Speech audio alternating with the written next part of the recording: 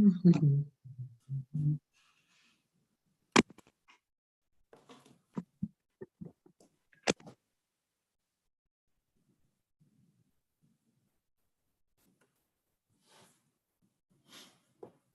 the mask, you can't tell.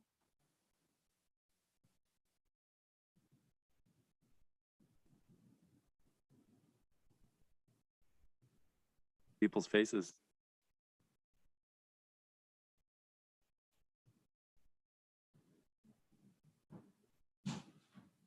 Hello, Cliff.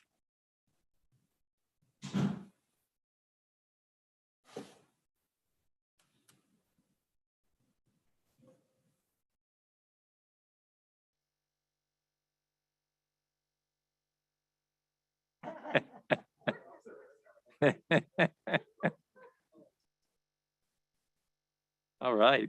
Teamwork.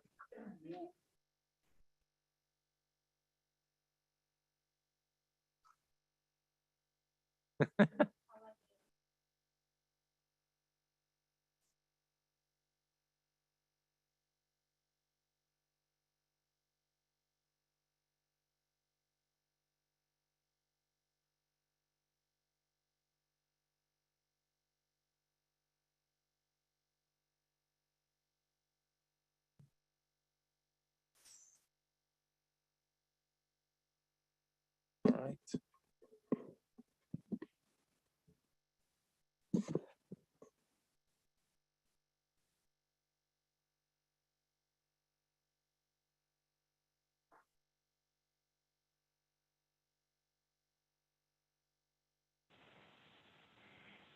Hi, Mayor Robertson. I show 6 p.m. We will start. All right. We are convening the Selma City Council regular meeting, April 5th, 2021. It is 6:01 p.m.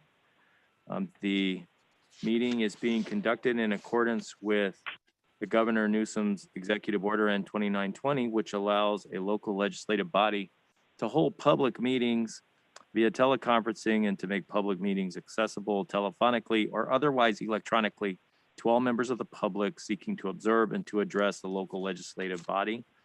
The teleconference phone number is 1301-715-8592. The ID is 811-5841-0168, and the password is 1710. When on the phone, if you wish to address council during the public comment portion of the agenda, press *9 to raise hand, and we will select you from the meeting queue. Press *6 to unmute and mute yourself. Tonight, our invocation will be led by Pastor Lisa Satterberg of the Take It By Force Global Church Ministries. Welcome, Pastor. God bless you. Thank you. I'm going to go ahead and launch out. Great. Father, our Lord, our God, we give you the glory, the praise, and the honor. We thank you, God, for this night. We thank you for the city of Selma. We thank you for the blood of Jesus covering every aspect of it. Every leader that you have drawn, Father God, you are the one that raises up leaders. And we thank you for the leaders that you've appointed over the city of Selma. We thank you for the business of conduct to be done. We thank you for imparting your wisdom, your knowledge, your understanding. Father, I ask that you give strategic planning. Father, I thank you, God, that the unity to work together, to expedite the very things that you desire for the city of Selma, Father, to expand and to increase. I thank you, Lord, that your hand is upon us. We pray the blessings upon this city, the blessings upon every leader as you move and have your way tonight. It's all about you, Lord. In Jesus' name, amen. Amen. Amen.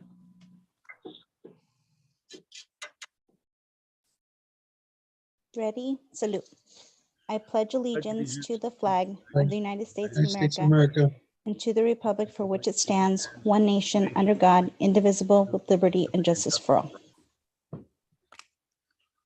Call the roll, please. Councilmember Guerra, Here. Councilmember Mendoza Navarro, Here. Councilmember Trujillo. Here. Mayor Pro Tem Cho, Here. Mayor Robertson. Here, potential conflicts of interest. Any council member who has a potential conflict of interest may now announce the item and recuse themselves from discussing or voting on the matter. Oral communications. At this time, any member of the public may address the city council on any item within its jurisdiction, but not on the agenda. No items during oral communications will be discussed.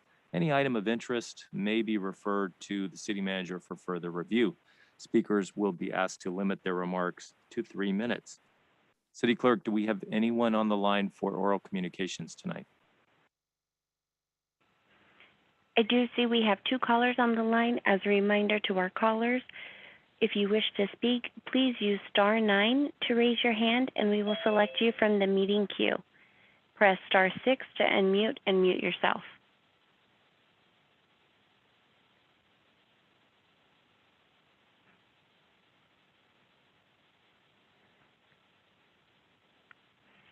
Hi, caller. Alexandra Hoyt, I do see you.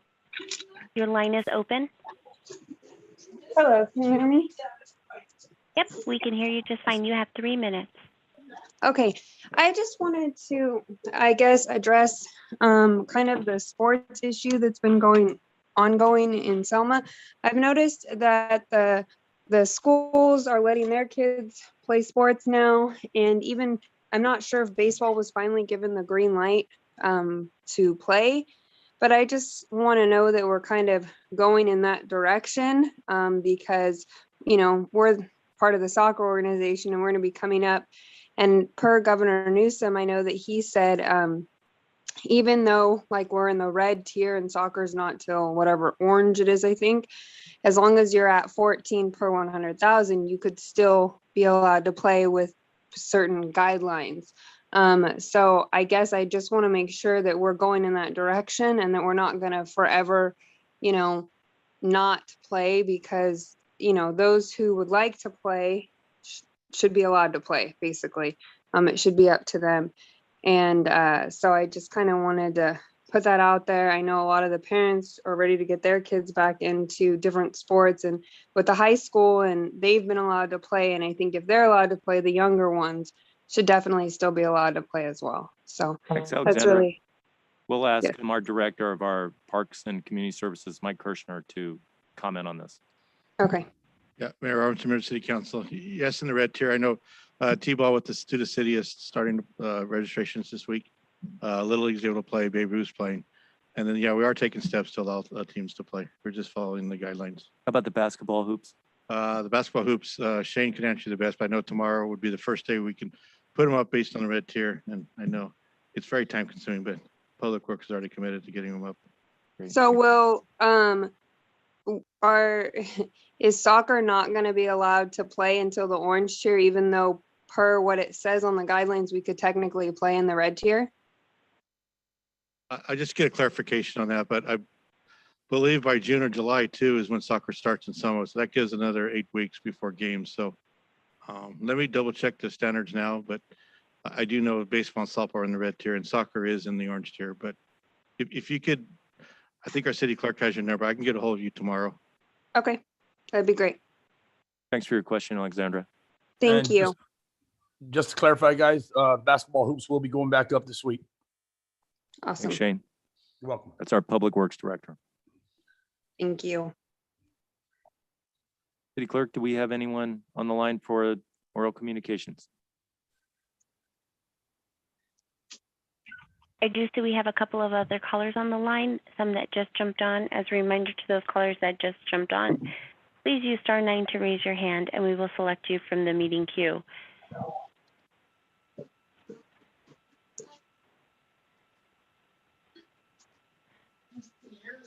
I do not see any other callers wishing to raise their hand.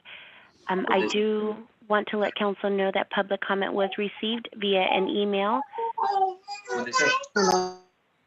Via an email from Mr. Joe Fedor. That email was distributed to the City Council and is also available online. Thank you. With that, we'll move on to, excuse me? With that, we'll move on to special presentations. Public Works Department presentation by Mr. Shane Farrell, the Director of Public Works. Thank you, Mr. Mayor, members of council. The purpose of this presentation is just to show collaboration of different entities coming together to make things happen. I'm gonna do this presentation with Steve Johnson from Cal Water, who's become a good friend of mine, actually. And in the recent past, we've done 3 different projects together. One being the doggy drinking fountains at the dog park. The second being water conservation clocks that we've installed, climate control clocks.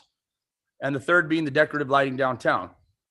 I'm going to pass it on to Steve. He's going to elaborate a little bit, and then we'll go from there. Thank you, guys. Thank you, Shane. Good evening, Mr. Mayor and distinguished members of council. First thing I would like to do is to introduce my replacement in Selma as an interim operations manager, Stuart Skoglund.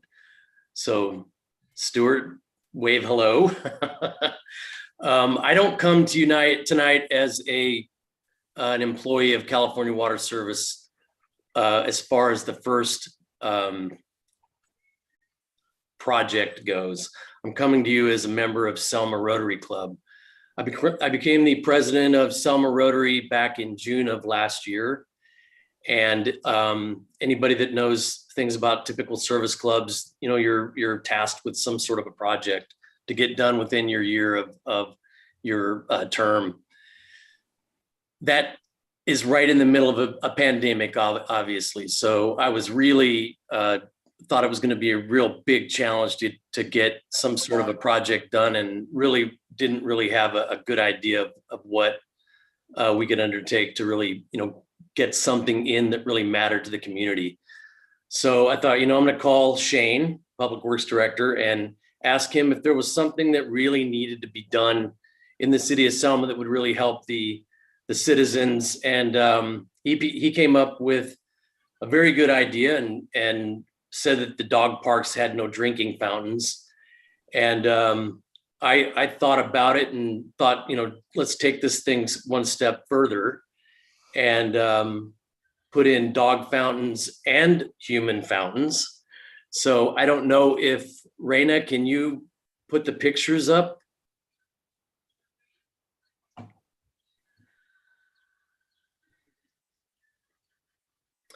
Okay, this picture is of the City of Selma employees installing the water fountains themselves. Next picture. And then this is the finished product. They turned out really, really nice. And I think our 4-legged friends, as well as our 2-legged friends, will really appreciate having those at the dog park. And there's actually, as most of you all know, there's 2 sides to the dog park, and both sides got those drinking fountains. We were able to get this done because we actually had a project the year before. We were supposed to do some upgrades and some refurbishment of some playground equipment at Brentlinger Park. And that ended up not happening. And so I was able to take my Rotary money as president and combine it with my year's money and from the years prior, and purchase these water fountains, which was they're pretty awesome. So I think the biggest thing that I'm taking away from this is just the awesome collaboration that we had as a team. Stuart was instrumental in getting water run across the street over to these services and these water fountains. And Shane was obviously instrumental, and his team was instrumental in getting these water fountains installed. And then Selma Rotary was able to purchase the actual units themselves. So this is the finished product. And you have one more picture, Raina. There's Shane with one of our customers. Actually, 2 of our customers. I think the white husky looking dog may have been one of our first customers. So extremely happy and proud that we could make this happen. I wasn't real sure that we were going to be able to get a project done in my president's year as a Rotarian president, but this just shows really the three-way collaboration between California Water Service, the city, and the Rotary Club. And what I've talked to Shane about is the potential of making some signs and putting all three entities logos on those signs, for that project. So I'll say this, I'm really proud of the way they turned out. And I really can't appreciate enough Shane's effort and Stuart's effort. It was a really, really cool undertaking. And I'm real happy that it turned out the way it did. Likewise. Were there any more pictures, Raina? Is that it? Oh,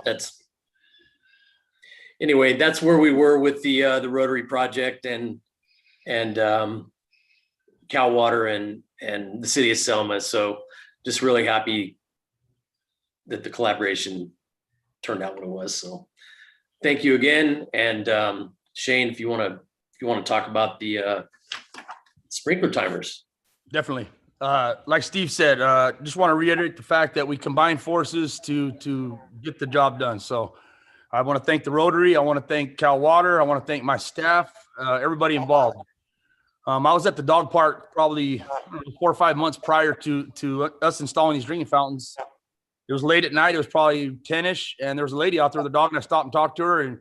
And she asked me about getting drinking fountains installed there. And I said, you know what, ma'am, I don't know when or how, but I'll make it. We're going to make it happen. It's going to happen. So anyways, glad we got that done. The guests, the visitors, our customers really, really enjoy it.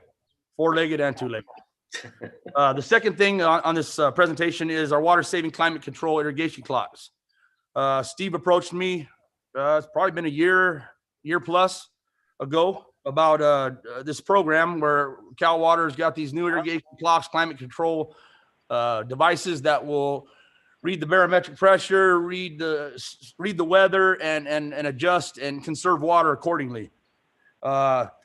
He said he had brought it to the city prior and wasn't able to put something together. So I have a hard time telling people no, and especially Steve. He's a great guy, and so we put our heads together and we met with some of his staff and my staff and we got it done. We had contractors come out and install them. We worked together, got it done. So the city benefited by getting all new irrigation controllers on all our landscaping.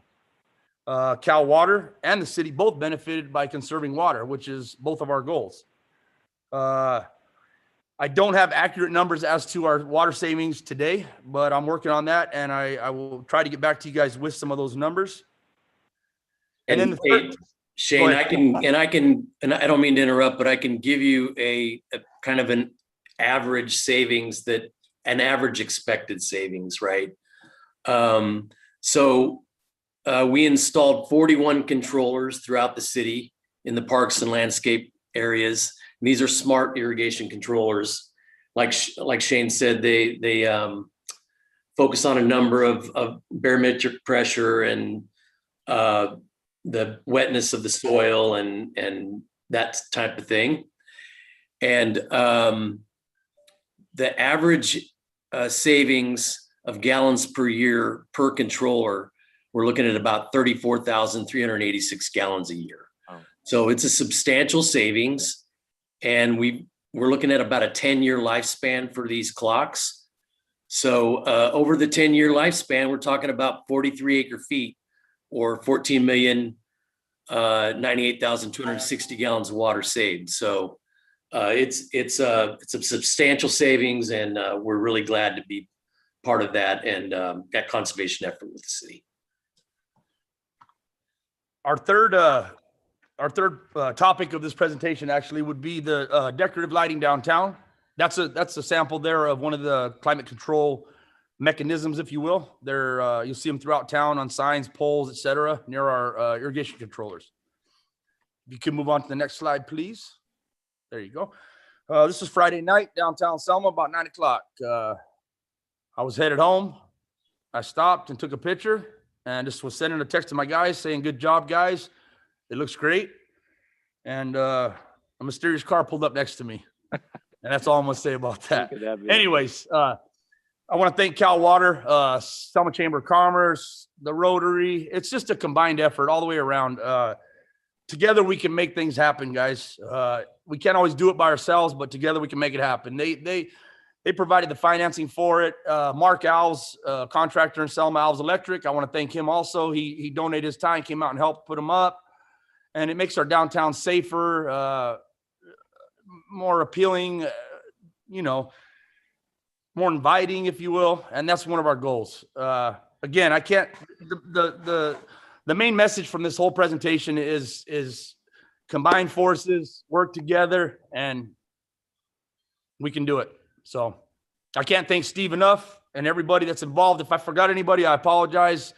You can give me stuff later about it. I want to thank my staff, Chamber of Commerce, management, Cal Water, Rotary. I've done a couple guest presentations for the Rotary, and I'm a nervous wreck when I'm speaking in front of a group. I'm not going to lie to you, I am now. But speaking to the Rotary is I get done and I feel like, wow, what a great bunch of people. How refreshing that was. So thanks again, Steve. Thank you guys for your time, and keep your eyes open for big things to keep happening. Thanks, guys. Thank you, Shane. Really appreciate it. And Stuart. Likewise. Great presentation. Quick question to Steve Johnson, who is not only the general manager of the local Cal Water, but also the general manager now in Visalia. Is Stuart going to be your local, the Selma general manager from now on, or how's that going to work? So currently, Stuart is interim operations manager, and I still have direct oversight of the Selma district. I'm going to cross my fingers and hope Stuart ends up staying where he's at, but I will still have oversight of the Selma district as well. So I'm not going anywhere, and I'll still continue to be involved in things that are going on in Selma, but it'll just be a dual effort between Stuart and myself both. So you get two for the price of one. Well, really appreciate all your efforts, Steve. I mean, you've made your mark in Selma, and a few years ago, you came to council when we talked about the landscape and lighting maintenance districts, how those bills were out of control. They just kept increasing, just spiraling up, and wondering why. And then you said, well, maybe if we put some of these controllers on, they might be able to control that water flow. And Shane jumped in, became the director of Public Works. And as they say at the end of Casablanca, this is the start of a beautiful relationship. And you two have just gone forward from there. And, the city owes you a debt of thanks for that. Thank you for both of you for doing this together. And the dog park, I remember when that came into being with Mike Kirshner and the Parks and Community Works. And Shane was working in Public Works at that time, a strong supporter, and that took teamwork as well. So your message of we can, achieve so much more working together is well received. And I think it's a very, very important, and you two showed how it can be embodied and how it can really work. And thank you for that. Did council have anything they'd like to say to Steve or Shane? I'd like to say, Steve, thank you. Shane, thank you. The big key word was collaboration, and good job, you guys. All you guys, good job. Really appreciate it. Okay. All you guys, good job. Thank you. Thank you. And with that, we will move on to the consent calendar. All items listed under the consent calendar category are considered routine. The complete consent calendar will be enacted by one motion by roll call vote. For purposes of discussion, any council member may have an item removed from the consent calendar and made part of the regular agenda. The council can then approve the balance of the consent calendar. Does anyone have any item they would like to remove tonight from the consent calendar? I would like to remove item D. And I just have a question on item 1B. Okay. So we'll remove And Mr. Mayor, if I may, on 1C. Okay. And then I would like to remove item A. So we don't really have a consent calendar tonight. We'll just put it all on. All right. And since I guess we'll just start with 1A, if that's okay with everybody. That is consideration of a resolution authorizing the city manager to execute agreement with CGI Communications, Inc. for participation in a community video program. Can you tell us a little bit more about that? Certainly, and I do believe Tracy Tosta is on the line. Tracy, did you Yes. want to take that? Sure, happy to. This is a program that the City of Selma has participated in the past, in which an independent company has provided free marketing videos to the City of Selma to cover different topics. You may have seen them on our website, and they cover the healthcare industry, education, just the local flavor and kind of benefits of living in Selma, highlighting our parks.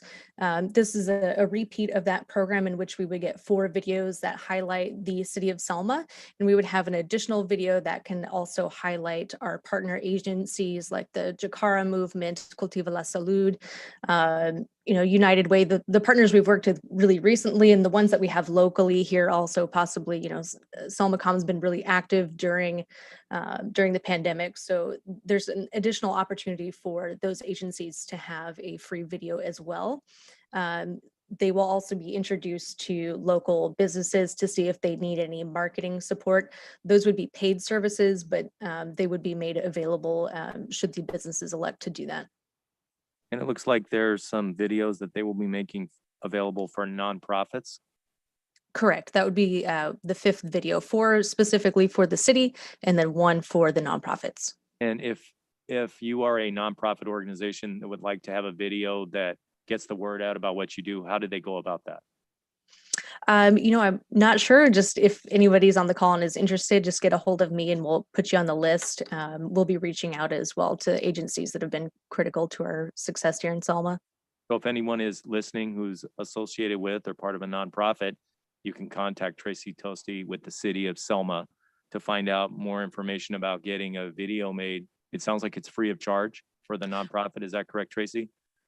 Correct. And it would be 1 video to cover multiple nonprofits. I believe we get up to like 15 different companies on that one.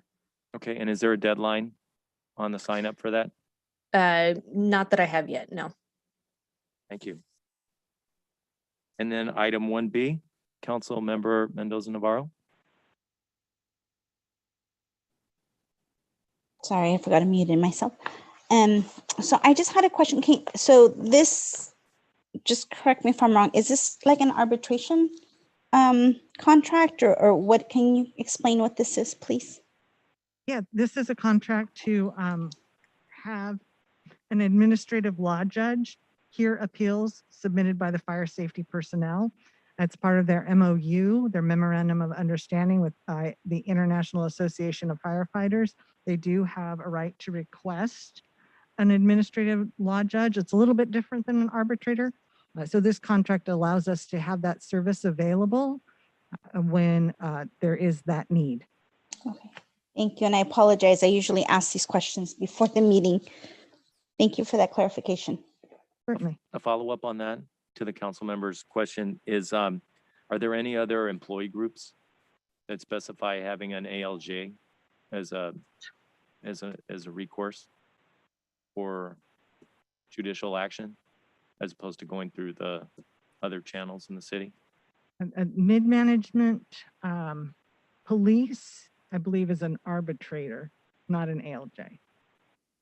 So mid-management police is the only other employee group that utilizes an administrative law judge. What's the difference between an administrative law judge and an arbitrator? I may need to ask the city attorney to assist with that one. Ms. Montoy? Thank you. The administrative law judge generally, and I'd have to look at the particular MOU language or other personnel rules, but in general, an administrative law judge is a hearing officer. For example, you have your personnel commission for certain proceedings.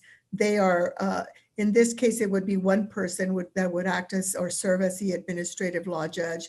hear the issue, make findings and a decision.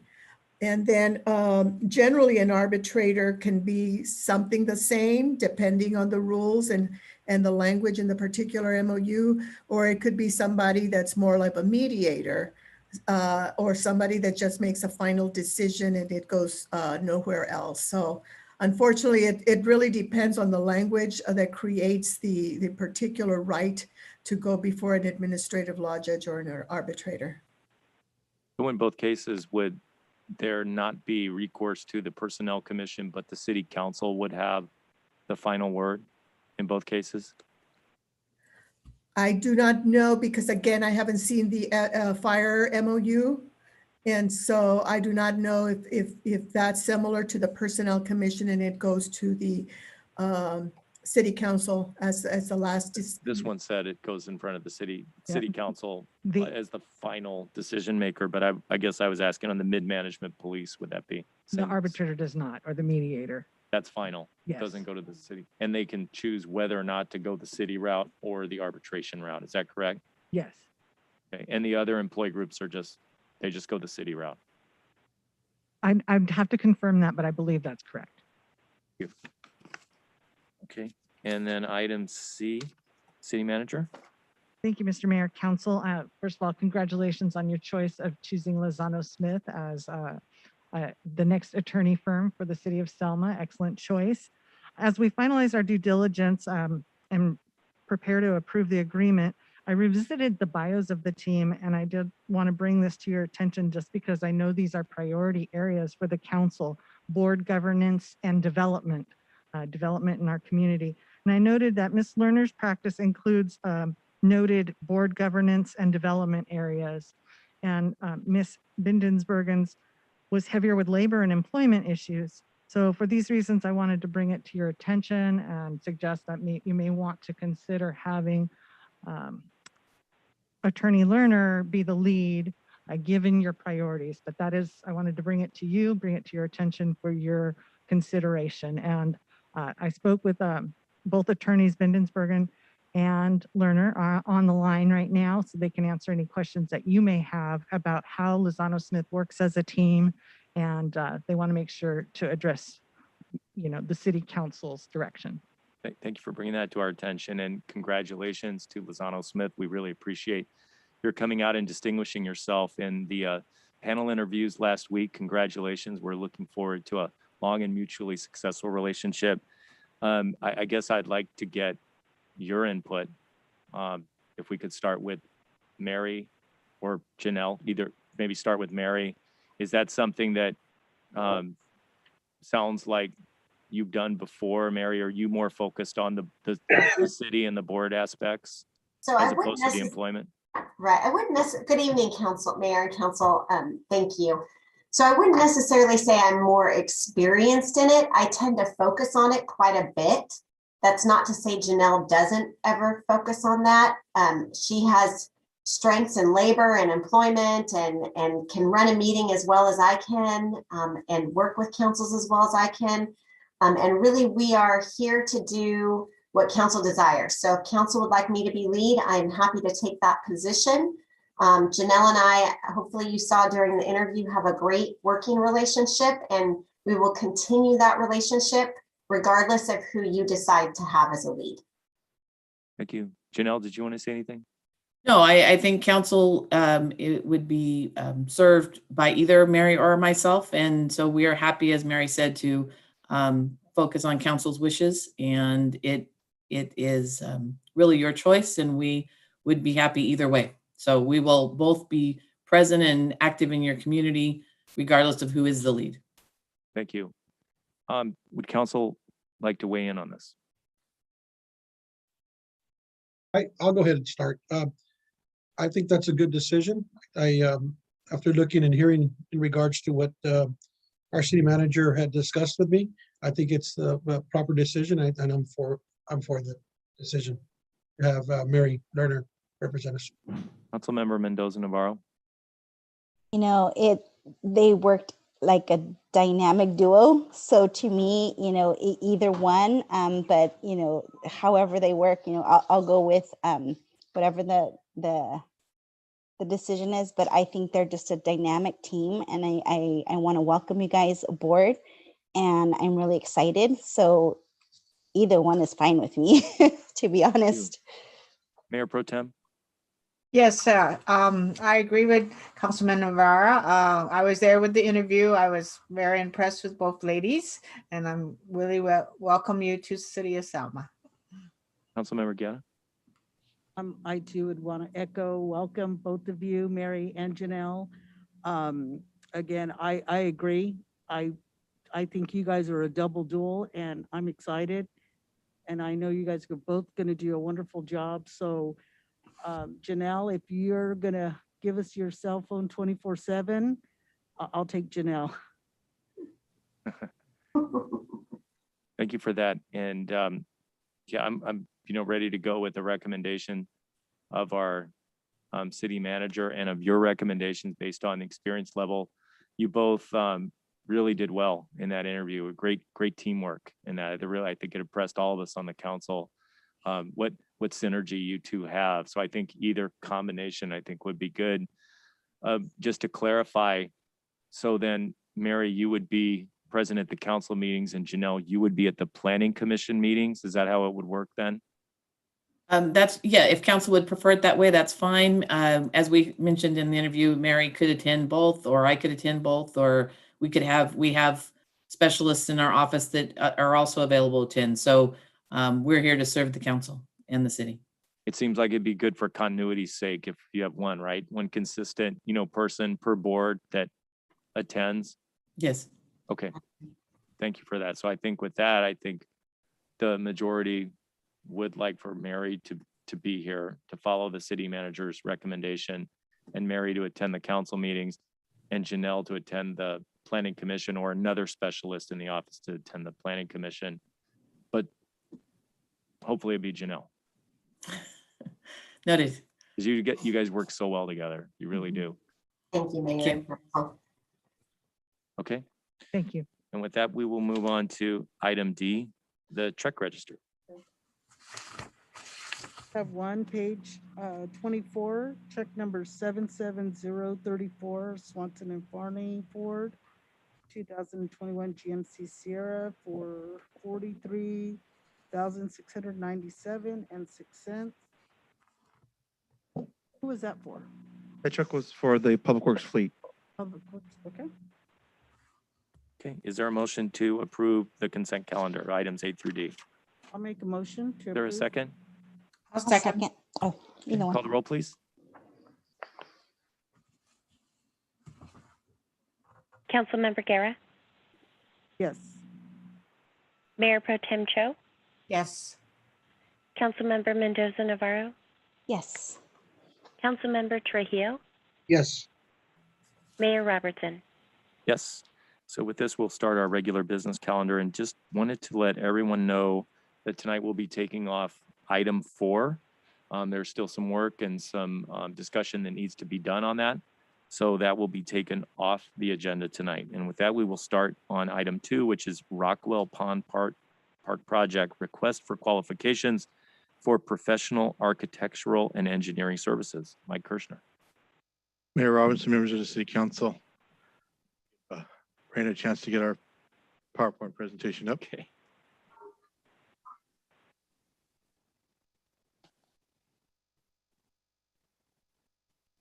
Tonight, we just come before you, as you mentioned, Mayor, to authorize requests for qualifications for the professional architectural and engineering services for Rockwell Pond. We are doing a slight modification to our request. We would request for approval for RFQ with modifications of the RFQ timeline. The timeline will be modified following the review of the RFQ by the new city attorney based on our current engineering services. So basically, it would not open April 6th and May 21st. And once our city attorney would have a chance to review the RFQ, then we would set a new timeline based on engineering services. So the RFQ would not go out April 6th. It would go out after the new city attorney has a chance to review it and If make approved, suggestions. yes. What do you think your timeline is for when it'll go out? For that, Close April. Could have most of the situation conversations fleshed out within a week. Is that going to lead to a problem given the 2024 deadline for the park completion, or is that okay? No, there won't be an overall impact for the schedule. We already discussed this matter with Jerry, our project manager, and he seemed fine with the situation. Thank you. So next slide, please. So tonight, just let me go through the agenda real quick. It'll be myself and Jerry Avalos for Veneer Construction. We're going to go over a request of the RFQ for architectural engineering services. I'd like to do a park development overview and review, an update on the state review of the site plan revision, and then turn over to Jerry for the park budget conceptual review and master calendar schedule. And then future council meeting, the funding mechanisms to fund the overall park budget, and then of course, questions. Next slide, please. Requesting professional architectural engineering services for the design of the park itself. We go out to solicit statements of qualifications for professional firms to complete the design. Obviously, we'd like to have these experience in designing parks. We're looking for experience with state of California grant requirements process. At the time of the RFQ closure, it would be evaluation by city staffs, firms selected, interviewed, and reference checks will be conducted. And upon completion, recommendation brought back before City Council for consideration of approval of the firm, much like we did with our project management firm. The RFQ funding for professional architectural and engineering services would be covered by the grant. Next slide, please. The development overview of the park and site management as far as the design would be the site work, the mobilization, surveying, clearing and grading, road and parking, etc. Landscaping and green area, irrigation and control systems, which you read about some control systems earlier in our presentation with Cal Water, similar to those. Park entrance road entering from D Roof and ending with the roundabout. And this is kind of, we decided to do a road based on our conversation to create that synergy with the commercial development. I know the developer Clip Italian is here, but the roundabout would be a way to tie in that development at one point in time in the future. We talked about that road previously, have that connectivity to from the commercial development. The recreation area, open space with lights, basketball courts with lights, water park, playground structure, centralized restroom, walking and biking trails with lights, etc. And those are the amenities that we're required to put in based on the grant itself. Services and park energization, power on site, security, sewer on site, the land bridge, water, etc. And then the park budget, off-site infrastructure forthcoming. In addition to, we're working with our risk management authority as far as fencing around the ponding basin based on some liability. When you're going to start bringing kids and adults there, we're looking at potentially having to add more fencing around the ponding basin so we don't create a liability to the city. And then soft cost design and engineering, the purchase of property, permits and fees, inspections, etc. Slide, please. I wanted to provide an update on the state request that the city had made for the revision of the property. We've submitted the letter of request on the city letterhead. We've updated our site plan. We've updated our overhead property preview. We've updated the impact to community-based and revision. We've updated the Fresno County willing to sell letter with the revised site plan, and that was just done a week and a half ago. That was their final request at this time, just an updated letter that the county is still willing to sell. The conceptual drawing outlining amenities required throughout the grant, that was updated. We had to provide a new community fact finder, which was presented to City Council, so you had a chance to review that. Updated our grant scope and cost estimate form. We provided new photos, and we had to provide a reasoning and why the revision was needed or requested. Again, all requests have been submitted, and based on the statement last week, we'll be back in touch within a week. So, okay, waiting to see. So, you'll be the first to know. Will that be an email? Typically, she has responded email. However, when we first got the grant, I did get a phone call from the state. So, okay, I'm not sure. They do work out of the office at the state park still. Okay, I'll take the yes either way. Right. I would like for you to now turn over to Jerry Avalos from Veneer to do the budget review and master schedule review. I do want to make sure you know these next attachments are kind of really small font. So The first one will be the conceptual budget review that Jerry will be discussing is on page 28 and 29 of the packet that was mailed out to you. And then we emailed everybody the master schedule review. I provided you two a copy here. So with that, I'll turn this part over to Jerry. Thank you, Michael. And thank you, Mayor and City Council members. Next slide, please. All right, that is kind of small font, so I'm just going to go by what we've done. So what we have here is the budget that has been developed with coordination with city staff, our estimators, city engineer, reviewing the requirements that are put forth in the application for funding for from the state parks. So it includes all those amenities that were discussed, plus things that you would consider to be park related, and anything else that was brought up, like fencing, for example, for safety. So that those items are in the budget. Now the budget, first of all, we can't talk about a budget without talking about a schedule. So this is all tied into a schedule, because we all know the old adage, time is money. And if we start slipping on the project, there is escalation associated with that. So right now, I'll just briefly just mention the budget, or excuse me, the schedule, which we'll talk about next. But the schedule currently has a project starting construction in fall of 2022. So with that, this budget has an escalation based to that midpoint of construction.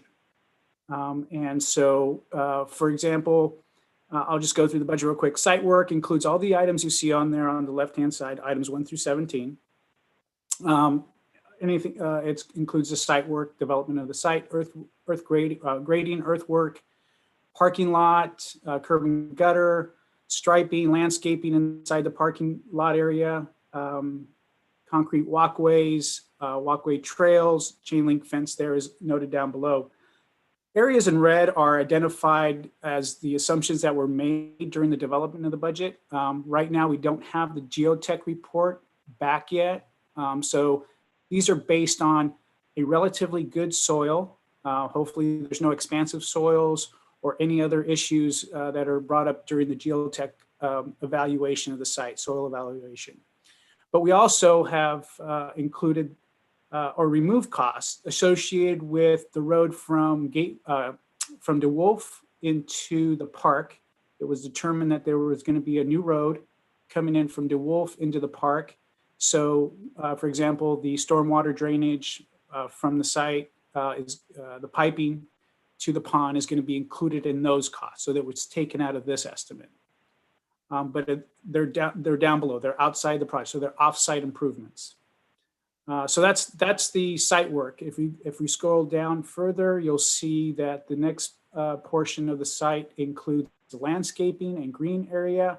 Big costs here to develop the green, the landscaping area inside the park, trees and shrubs and limited amount. So I would also say that this estimate is based on the industry standard of good, better, best, right? Where you've got 3 levels of a level of design for a project, which is considered good, better, best. This is more on the good side, right? We're not getting the, $600 an acre park, extravagant park, the theme park that if you will. It's more on the good side. It's still a good, definitely good project, but we're not all the frills that you see at a Disney theme park, for example, right? So that's the level of the estimate that was developed based on discussion with staff, city engineer, and what was in the park application for funding. The next item is the recreational area, restrooms. Everything that was included as an amenities was included here in the budget, including some things that were brought up during the discussion, for example, some security. So cameras were included in here, some fixed security cameras are included in the budget to be included because that was considered to be something that was important, and the city staff wanted to include that. Water feature, of course, it's more of a splash pad. It's not a water slides or anything like that. It's just a typical splash pad. Other enhancements that were discussed, open picnic seating areas, storage and security building, that was removed from the budget, but at some point it was discussed to include that in there. Barbecue and pits, parking lot sign. At one point there was two large, there was the sign off the freeway that was included, a very large sign, and then the one at the park entrance, a monument sign. It was decided not to have the big, large one in the freeway. So, reduce costs there. That's, that's the good, better, best, right? That would be the best on the best end. So there's just the monument sign at the park entrance off of DeWolf. That's included as part of the budget. If you go down to the next one, services and park energization, easy for me to say. This is your connection to the power, the sewer, the water, all that fun stuff, and then the drinking fountains and all that other stuff. Another big cost that's included in here is the land bridge that goes from the development or the portion out on the south side of the Rockwell Pond, where the utilities are going to be coming from the Farney Toyota site. So there was a discussion of whether to put in a utility bridge, a pedestrian bridge that has, a freestanding bridge, or a land bridge. And the city staff, city engineer, their conclusion was they wanted the land bridge to be part of this budget, and that's what we estimated. Gateway Engineering confirmed the cubic yardage. Obviously, we don't have that ability, and they confirmed that that's the right cubic yardage to include as part of our estimate. We included a culvert to get the water to balance between the east and west end of that land bridge that will be put in, and a lift pump station for sewer, because that is a long run from the Farney Automotive Toyota dealership to the park. So that was included in the estimate. So that would give you the direct cost, park and site direct cost there, that 7.2 million. The 2.38 and change million includes design contingency, contractor general conditions, which is partially included above, but also included here. OSIP or builder's risk. OSIP is owner control insurance program, or a builder and the builder's risk. That was included in there. Contractor bond, contractor markup, a market factor for Selma, right? Because the union trade shops are not located in Selma. They're located in Fresno for the most part. So there is travel subsistence that needs to be accounted for when you're talking about developing of the park. And then escalation. Escalation is very important and is considered to be, right now it's to the start of construction of November 2022, roughly around that time frame. Now, we didn't show a breakdown of that area because we didn't want contractors who are, seeing this council meeting to be able to pick up, whatever those individual costs are. That was a decision made by staff and the engineer and the project team. So the total project cost for park and site hard costs is 9.6 million. That's the design budget that the architect engineer are going to have to design to. And then there's a change order contingency that's afforded for, that's the city controlled, of about 4%. Typically you see anywhere between 3 to 10% for a project for change order contingency. For a building that's renovated, it's usually as high as 10%, because you're digging into unknown conditions. For a site, for a park, 4% is very reasonable. And then so the total construction hard costs with change order contingency is about $10 million at this point. Gary, the city, excuse me for interrupting, just a question to clarify. The 2.838, the city wouldn't be bearing those costs, right? The contractor would. They would have to pay for their own bond, their own general liability, their own OSIP. That's correct. That's correct. This is all accounted for their, so the contractor costs are at 9.6, correct. But we could actually conceptually kind of back that out when we're thinking the project's going to cost 9.6 million. To the city, it's going to be 7.232 million. Is that right with the contingency? No, the city still is going to pay 9.6 million, but those are The costs. contractor's going to reimburse the city for the liability. Is that right? In the OSIP? Somebody's got to pay for it, right? So it's going to be buried in the contractor's price. I mean, unless the city is going to want to take the builder's risk insurance, which sometimes they do. And this number is a small percentage, but if the city wants to take the builder's risk, for example, they could. You guys could take that risk and put it under your coverage, the global insurance coverage you have for all your properties. And you're saying that the contractor will put that in their bid somewhere, that you're estimating, right? The 2.38, that's going to be the contractor's cost for the insurance and the bond. And right? includes correct. That's costs that you have to account for that are going to be in the contractor's cost. So the contractor's cost to design to is going to be 9.6 million. And that's what the architect engineer has to design the budget to. They're going to be required per the RFQ and the sample agreement to design to budget. If they do not design to budget, they're responsible to bring the project back within budget before it goes out to bid at their own cost. And where's their markup for profit, Jerry? It's down below. Are we talking about the contractor or the architect engineer? Yeah, both in the budget. Okay. So the contractors is in there. It's buried in those numbers, right? General conditions. That's included in there. And then the architect engineer is down below in the soft costs. And if you continue scrolling, you'll see the next page. It has, no, it's the other way. I'm sorry. There, right there. Those are the soft costs. So you've got design and engineer consultants. You've got any pre-construction costs in there, permits and fees, inspections, material testing and special inspection, project management, which is us, advertising, messaging, reimbursable, stuff like that, and then art and associated costs. I don't think we have a line item in there or we don't have that. The bottom 62 line item is zeroed out, but those are typically what you see in the project. So again, those numbers didn't want to be broken out because we didn't want the design teams and the architects to know what their budget is, right?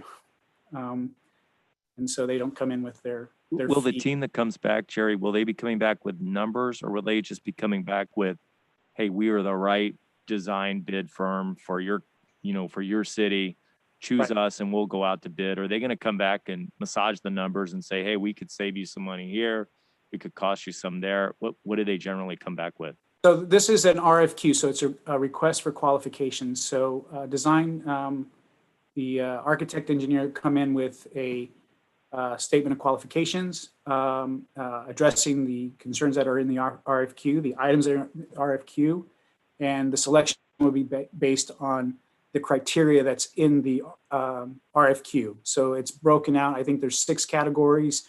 Points are assigned to each category based on the discussion with city staff, based on what's important to this project. And then they will be selected and ranked.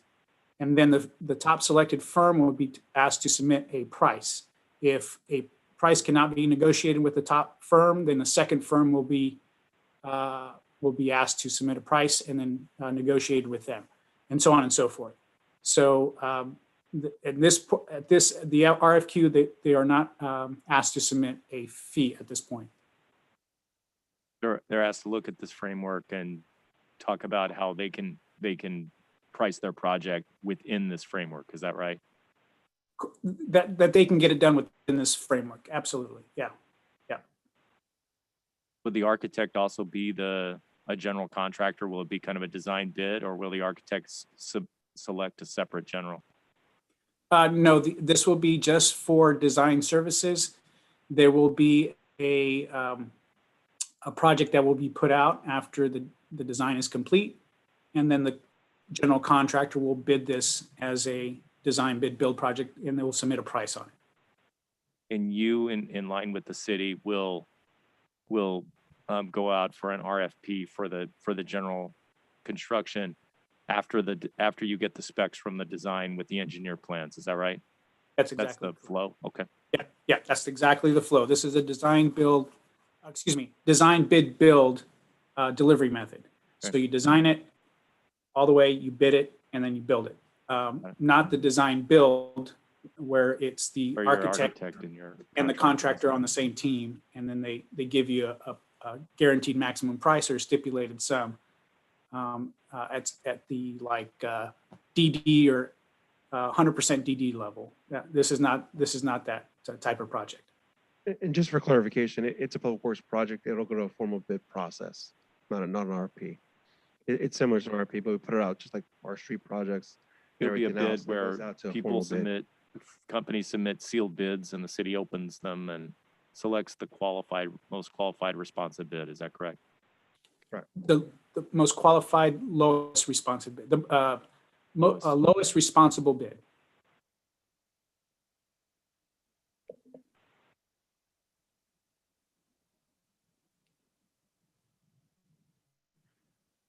So that's the budget as identified. Down below, there is additional fees that are still being flushed out. Gateway provided some of those, and that numbers actually don't add up at this point because they didn't take into account the offsite work is the improvements to the Wolf, the improvements, development of the road from the Wolf to the park that I talked about earlier, and then the sewer and the water and the power to get you to the site. So those numbers haven't been completely fleshed out yet. And that's not part of the on-site project that is within the project limits that was part of the funding application for the state of California parks. So before we ask for comments from Mr. Tutelian from Selma Grove, I'd like to ask the city council if any members have any questions for Jerry or for Mike or for our assistant city manager at this point regarding the project. Well, I have a quick question just regarding the grant.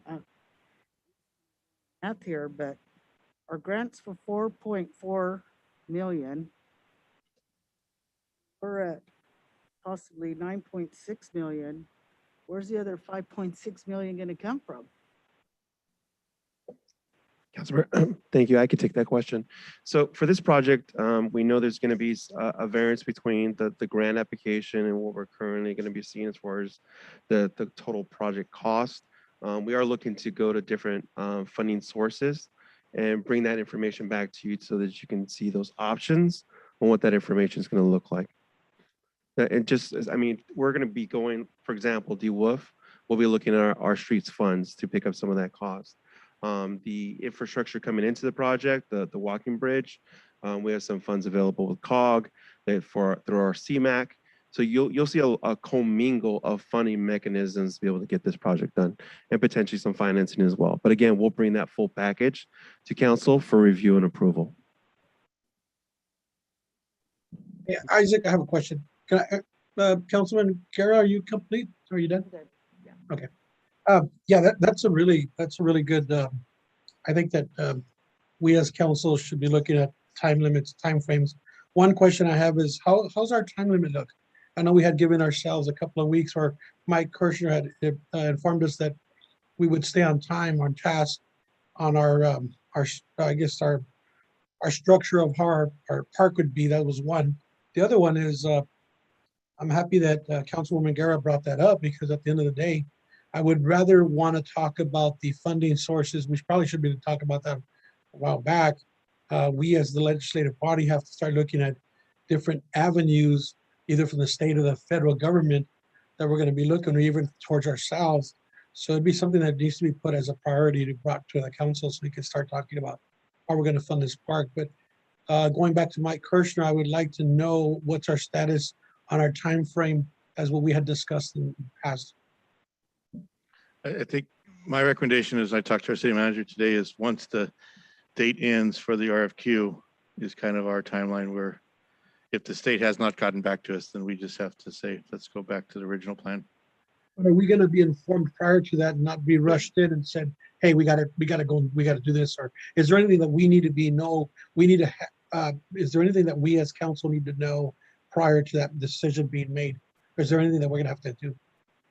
No, I mean, I'm hoping, she said she'd get back to us within a week, because we finalized our last submittal of the Fresno County letter. So based on her statement, I'm hoping this week we'd have the answer. from our The original request. deadline on this was May 21, but that's going to be extended out by about a week now to May 28th. Yeah, That'll be the drop dead date. I for think we Plan just A or can't, B. yeah, we can't keep delaying it because the cost will go up. But there's not a lot, we can kind of hold off and keep doing what we're doing. But eventually by the end, when you go out to design, they're gonna have to know the exact park location and how the park is shaped for the design to work. And so that's kind of like our timeline. So the reason I was saying March 21st is because March 21st, we'd have a council meeting, go back to then. During that time, after March 21st, then that's when the staff's going to evaluate the RFQs. And then once come to council, council has the ultimate recommendation of approval for the RFQ firm. That's when we had to have, by then. That's my May- point May exactly. 21st. That's my point exactly. I want to make sure that we have time, we have enough time up front in front of us before, and we're not caught at the back end trying to rush things. And I also just want to make sure, being in the construction business, once that clock starts, we all know that once we start that project and we start the clock, it is a very, I'll tell you this, just looking at this project number right now, I'm going to give it, this project is going to hit that mark. It's going to be a little higher. It's going to be a lot higher. And we just need to know that, time constraints are very important. When we start a project, we need to be, us as a council need to be on point, because if we're not, any delay is going to cost us a lot. It's going to cost hundreds of thousands of dollars. So we need to be on point as a group together. That's all I have. Thank you. Any other council member have any input at this time before we hear Yes, from Mr. Titalian? Yes, I just have a question. The deadline, did you say March 21st or did you mean May 21st? Well, the deadline for us to decide needs to be in May for us to, May, okay. that's the request to the state of the location of the property. Okay, and so we're hoping to have that information by next week?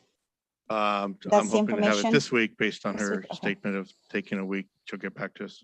Okay, and then just to go back on the items, so are we looking at items 1 through 17? Those are the ones that are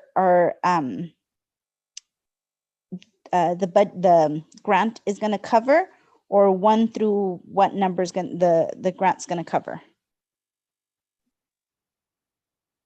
The grant application will fund pretty much majority of everything that's in there. It's not going to fund anything outside of the perimeters of the this. park. So the Okay. offsites will not be covered. Okay. Let me just clarify the grant funds. We originally applied for $7,675,000. We did have some areas that weren't funded through the grant, such as the off-site infrastructure. However, when the state made contact with the Townsend Public Affairs, they said, for you to be competitive, you need to lower it even more. And so we'll have to deduct things from our grant that would normally be funded. And so that's how this number 4.416 came about, is from the state saying, we're going to fund as many cities as we can.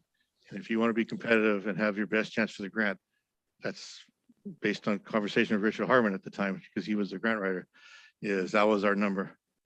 And we'd mentioned during this process that we knew this wasn't going to cover the whole park, but let's shoot for this target number that the state said to shoot for. And so hopefully that does clarify a little bit. Our intentions was not to come up short, but we were just kind of backed up against the walls to do that. Okay, Any further thank you. questions, council member? No, thank you. Any, I guess that raises a question of if we, worst possible case scenario, and we do not get the additional funding to get to 7.2, could we build a park on 4.4 on the grant amount? Could we put a park in? Barry? The estimated budget, I would assume no, not with 4.4. I mean, as Jerry kind of described within his presentation, you're pretty much what you see in this budget application or budget parameter is what's in the scope of the overall, right? We're not adding additional. So for example, if we had three basketball courts, that's what's in the current scope. If we propose this or that, like the water park, that's what's in the current scope. And as Jerry stated, we don't have a high ball looking or fancy overall water park. It's our core of what would be utilized for Those our were the community. amenities that were proposed to the state, and those were what the state approved the grant funding for. Is that correct? Even with the grounds maintenance of the overall landscaping, and we're talking open space here, the basic grass and things of that nature. your budget is pretty close to what that number would look like. And that budget's 9.6, not 7.2. 9.6. And Townsend is looking for additional grants to help us offset some of these costs. We get 193,000. I know it's not a, wish was 1.9 million, but that per capita, we can allocate to this park. The air pollution control district, I mean, they're all over parks from what I've seen. Yeah. They're a great funding source for that. Hopefully Townsend could help us with that as well. So with that, we will ask Mr. Cliff Titelian to address the council tonight. Welcome, Cliff. Mr. Mayor and Honorable Council, my name is Cliff Titelian. For the record, I represent the Selma Development Partners. In the recent past, we submitted a plan, and I want to thank you all for the consideration of changing the configuration and heading therefore to the state. I noticed then the staff report that background provided in the report indicates that object here is to plan, get an RFQ, get competitive bidders, to plan, and to proceed based on the exact location of the park site plan. My knowledge, the plan submitted, plan being considered, is exactly on the 28 acres to be purchased from the county. And that indicates to the total exclusion of the suggested plan that we had submitted that would include the adjacencies to the proposed development.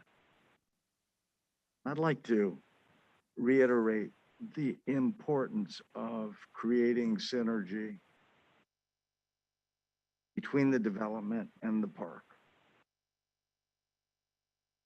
It's important, and it's an important tool for the city of Selma and the developer collectively in public-private partnership, if you will, to attract tenants that would otherwise have many other opportunities globally that provide higher rates of return. That's the challenge that is.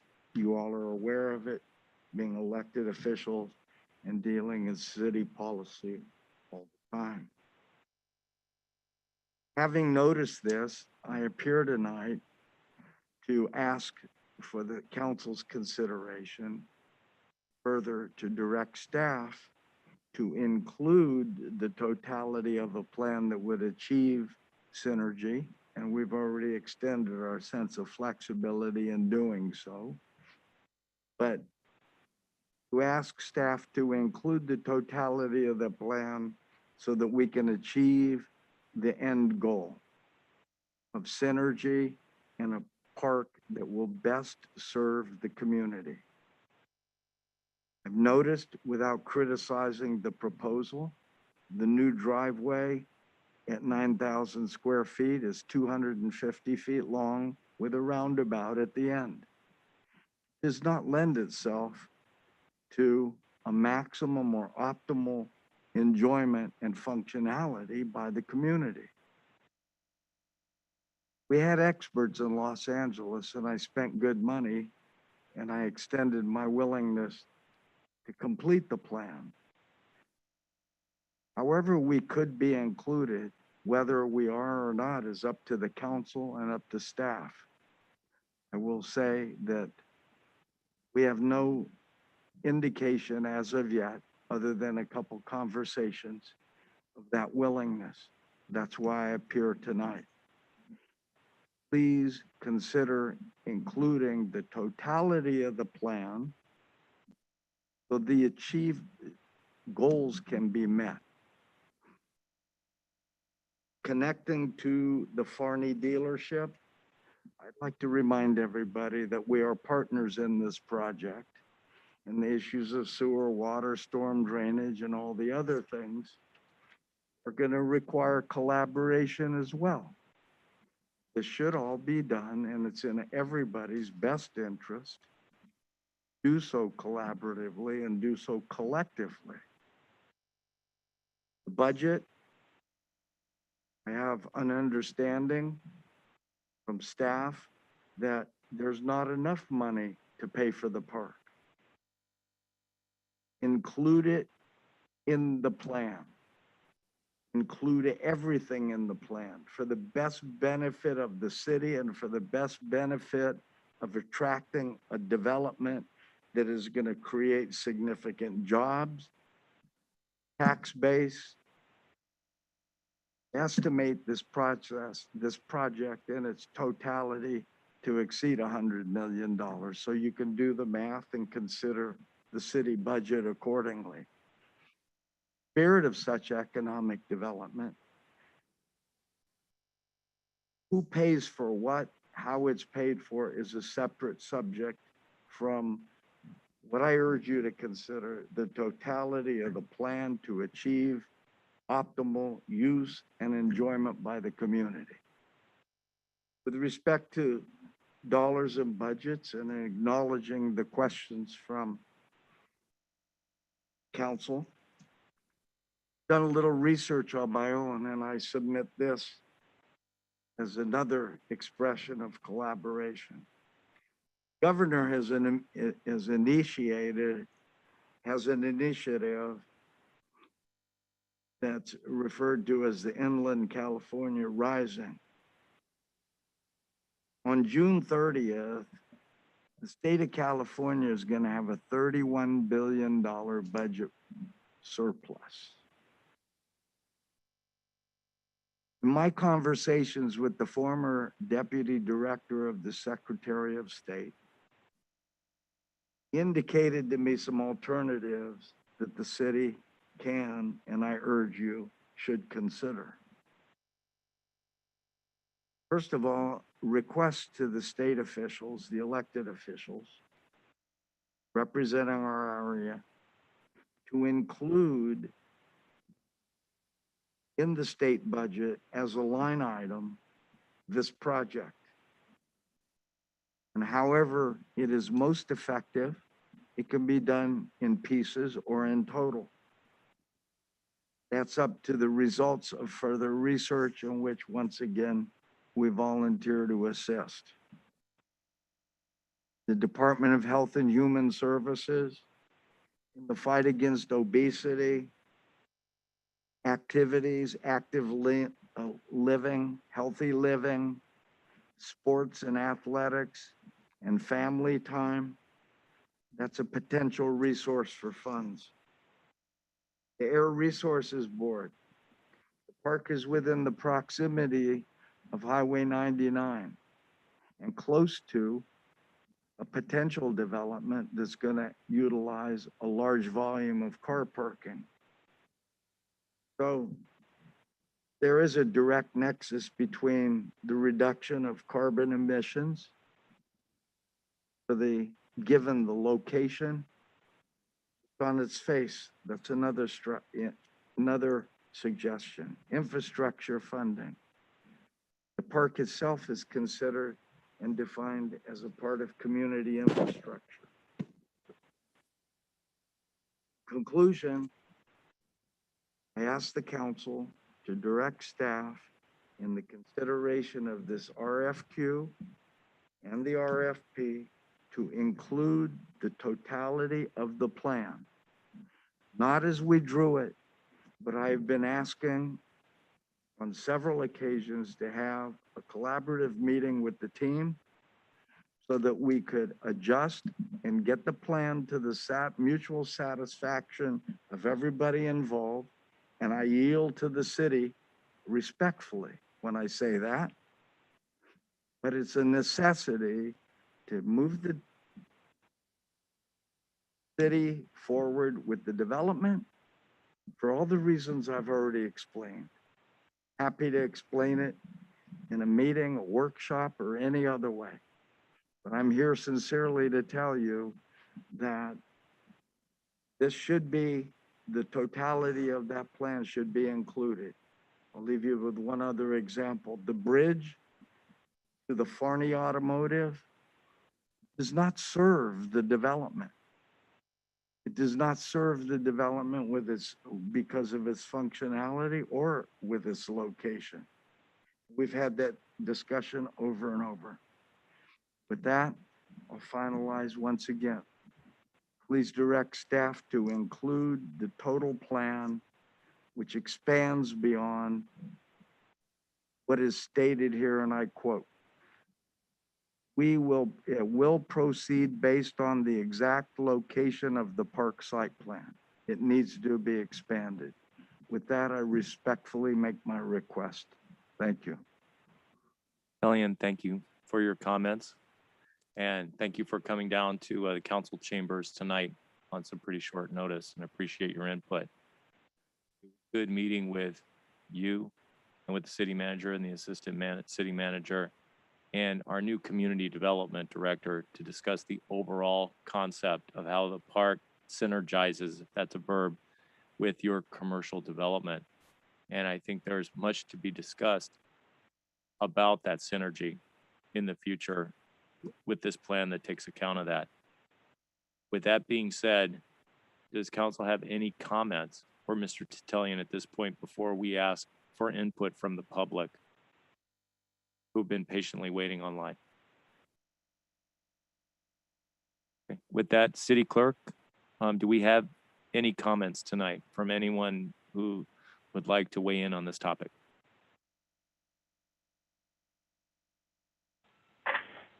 I do see we have two callers on the line. To the two callers on the line, if you wish to speak to council regarding this agenda item, as a reminder, please use *9 to raise your hand, and we will select you from the meeting queue.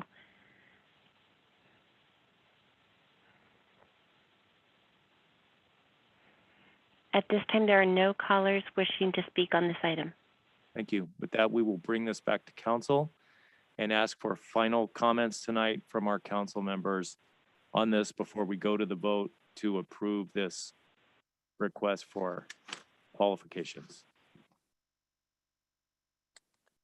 And with that, with no comments, I'll ask if there is a motion to authorize the request for qualifications for the professional architectural and engineering services for the Rockwell Pond project to open around April 13th and close for submittals around May 14th at this point. I'll make a motion. Is there a second? Second. Call the roll, please. Hold on, I'm sorry. We have a first and a second. Is there any additional comment at this point? Okay, call the roll, please, City Clerk. And just to confirm, the motion on the floor is to issue the RFQ as Yes, it is. stated? Yes. I didn't say it because I thought the mayor had actually repeated it prior to making a motion. Perfect, thank you. Councilmember Trujillo? Yes. Councilmember Mendoza-Navarro? Yes. Councilmember Guerra? Yes. Mayor Pro Tem Cho? Yes. Mayor Robertson? Yes, and I believe it was Councilmember Guerra that seconded the motion. Thank you, everyone. We're making progress here and really look forward to the collaboration with the Selma Grove development in the future. Thank you for coming, Mr. Titelian. With that, we'll move on to item 3, consideration of a resolution approving a building inspection services agreement with Wildan Engineering, Inc. Report, please. Good evening, Mayor, members of the council. The item before you is with regard to a building inspection services agreement. As you might know, our staff building inspector has been unavailable for several months. And in the meantime, we entered into an agreement with Mr. Juan Diaz, who's a retired County of Fresno building official. He has decided to fully retire as of this week. And we have requested proposals from other firms and individuals for building inspection services. And we received 2 proposals and another one from I'm familiar with Wildan, having worked with them previously for the same services, building inspection. And so my recommendation is for this through end of the budget year. And we do expect to use about $28,000 from the general fund. But we're hoping to make this contract effective through June. In case we are in need of utilizing wildan services. Utilizing wildan services after the end of the current fiscal year. If there are any questions, I'd be happy to answer them. Does council have any questions? I have a question. We're taking 28,000 from the general fund because it's out of budget, Isaac, or is it because it's wasn't factored in the budget? Not that it's not factored. Some of this cost was already predetermined. So you have some cost savings potentially on labor end. It's just making sure that we identify that cost. Okay. All right. Good. I'm good. Question, Andrew, you mentioned you worked with wildan engineering. Do you know anything about CSG consultants? I spoke to them very briefly. They don't currently, as far as I understand, have an office in the general area. They have an office in Newman, California, but they were, when I spoke to them, they were in the process of opening a more proximate office to Selma. But wildan Engineering has an office in downtown Fresno. Does the city just need one building inspector, or does the city need more than one? For the time being, I think we're okay with one, especially if wildan can work at least 3 days a week. Our Mr. Juan Diaz was working twice a week and he was very busy. So if we can get wildan to work 3 times a week, which they've expressed that they can, then I think we would be okay. Currently, you know, we also have, or Mr. Diaz was also reviewing our solar plans that were submitted, that were being submitted. And so that kept them pretty busy as well. wildan has the ability to inspect solar plans as well. And my understanding is that the actual inspector that's going to be coming to Selma is a former City of Tulare building inspector, and he's very familiar with the City of Selma, having grown up here. So we think that he'll be pretty efficient in terms of moving around town and being able to hit all the inspections that are scheduled for his days. Without revealing any confidential issues, do we expect the previous city building inspector to return to his post eventually?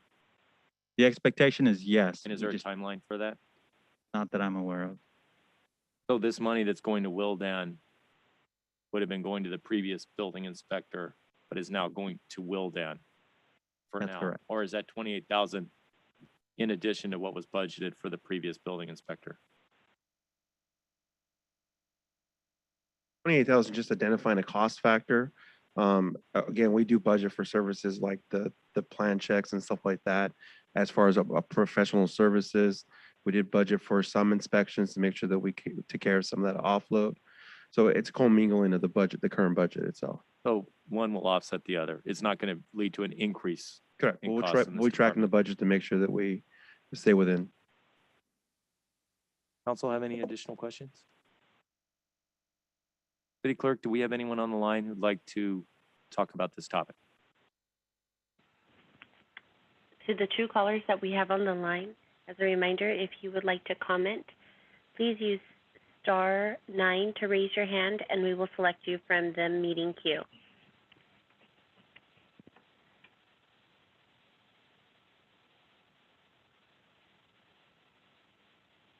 Mayor Robertson, I do not see any callers raising their hand at this time. Thank you. That will bring it back to council. If there are no more comments, is there a motion to request approval of this agreement? I'll make a motion to approve. Is there a second? Yes. Councilperson Mendoza Navarro, you seconded it? I think Councilmember Trujillo did. That's fine. Councilman Trujillo did. Trujillo, thank you. Call the roll, please. Councilmember Guerra, Yes. Councilmember Trujillo, Yes. Councilmember Mendoza Navarro, Yes. Mayor Pro Tem Cho, Yes. Mayor Robertson. Yes. With that, would council like to take a 5-minute break at this point? Is everybody good with that? Okay, with that, we'll take a 5-minute break. We'll be back at 7:35.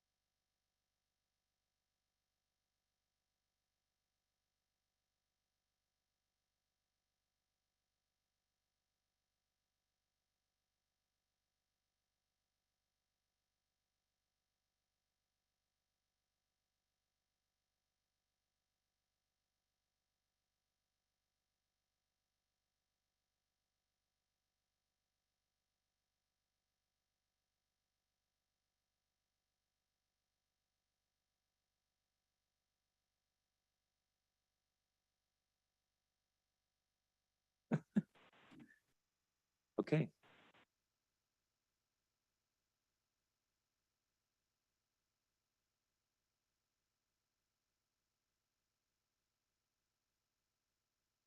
Everybody back?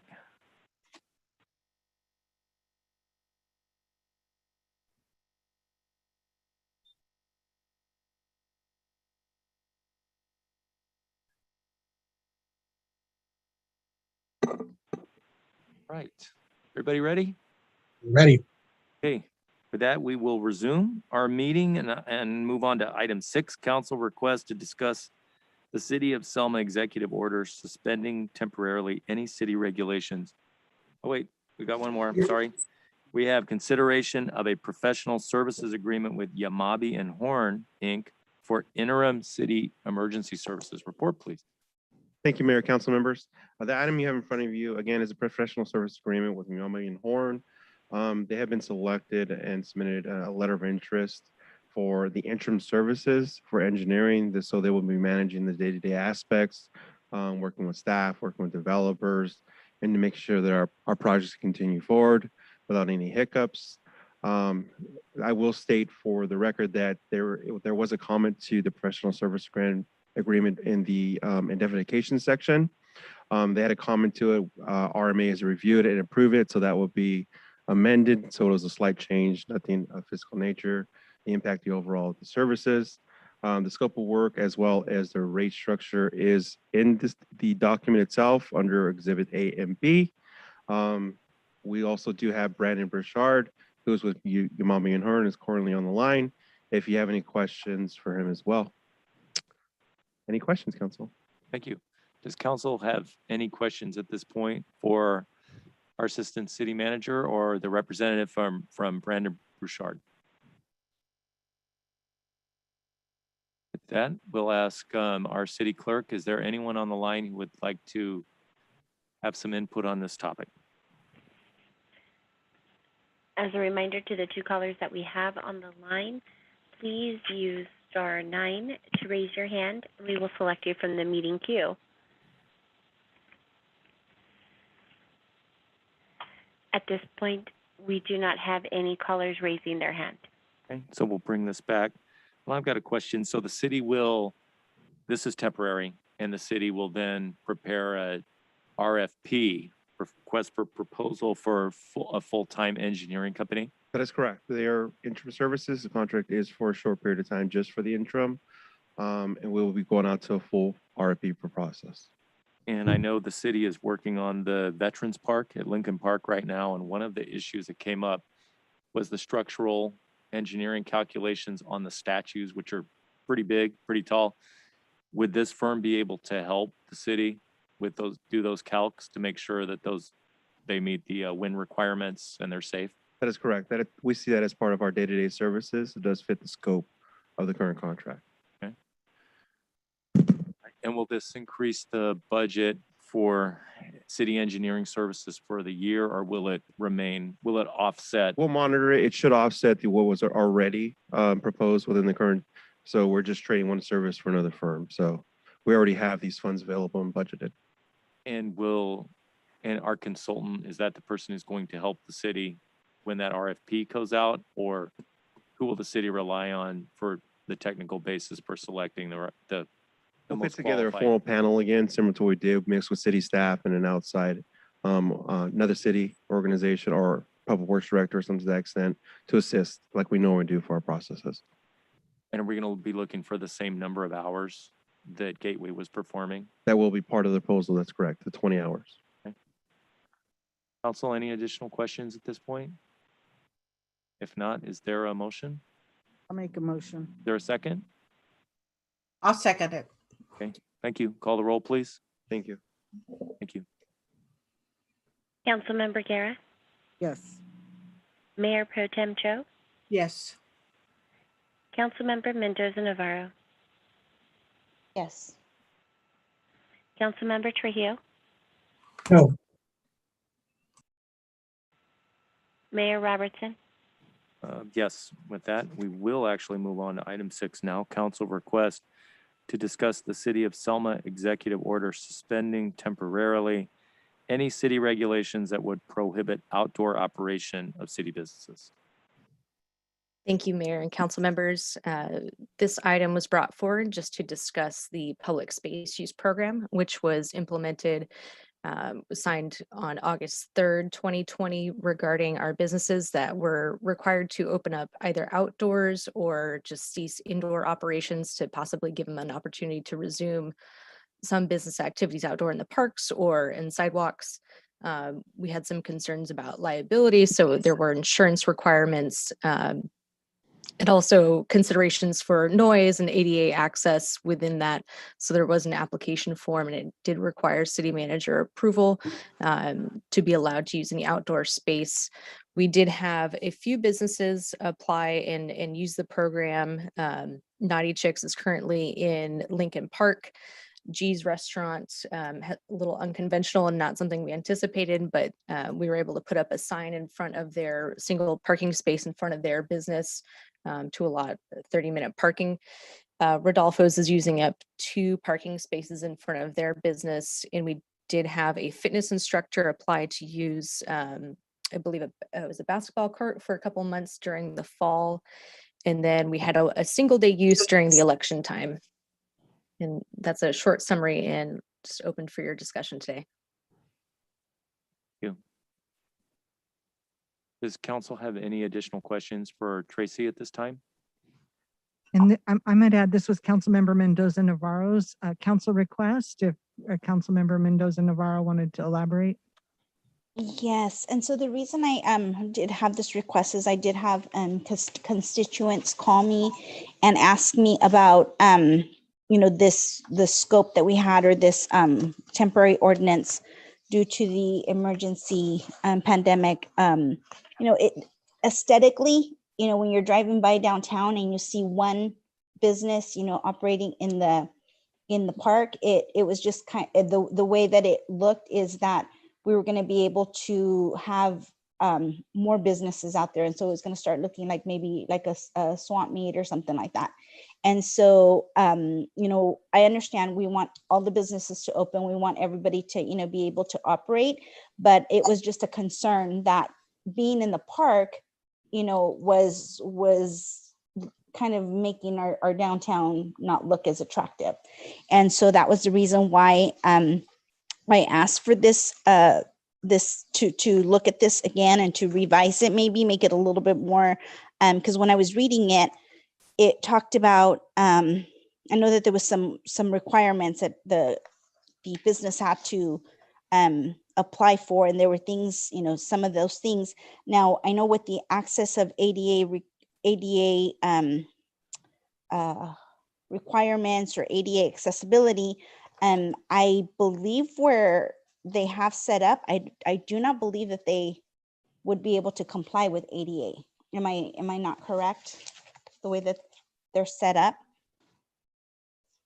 I would definitely be happy to double check that, but I believe the park has ADA access, maybe down a little bit further from that, and maybe at the intersections, but they should be able to serve. Okay, because the way that I seen them set up was closer into the green area or to the green space, and it didn't look like they were ADA accessible.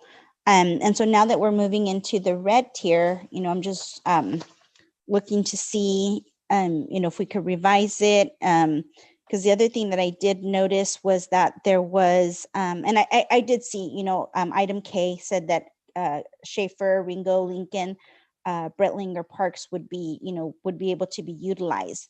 But I got calls from constituents saying that it wasn't very aesthetically attractive. And so that was the concern.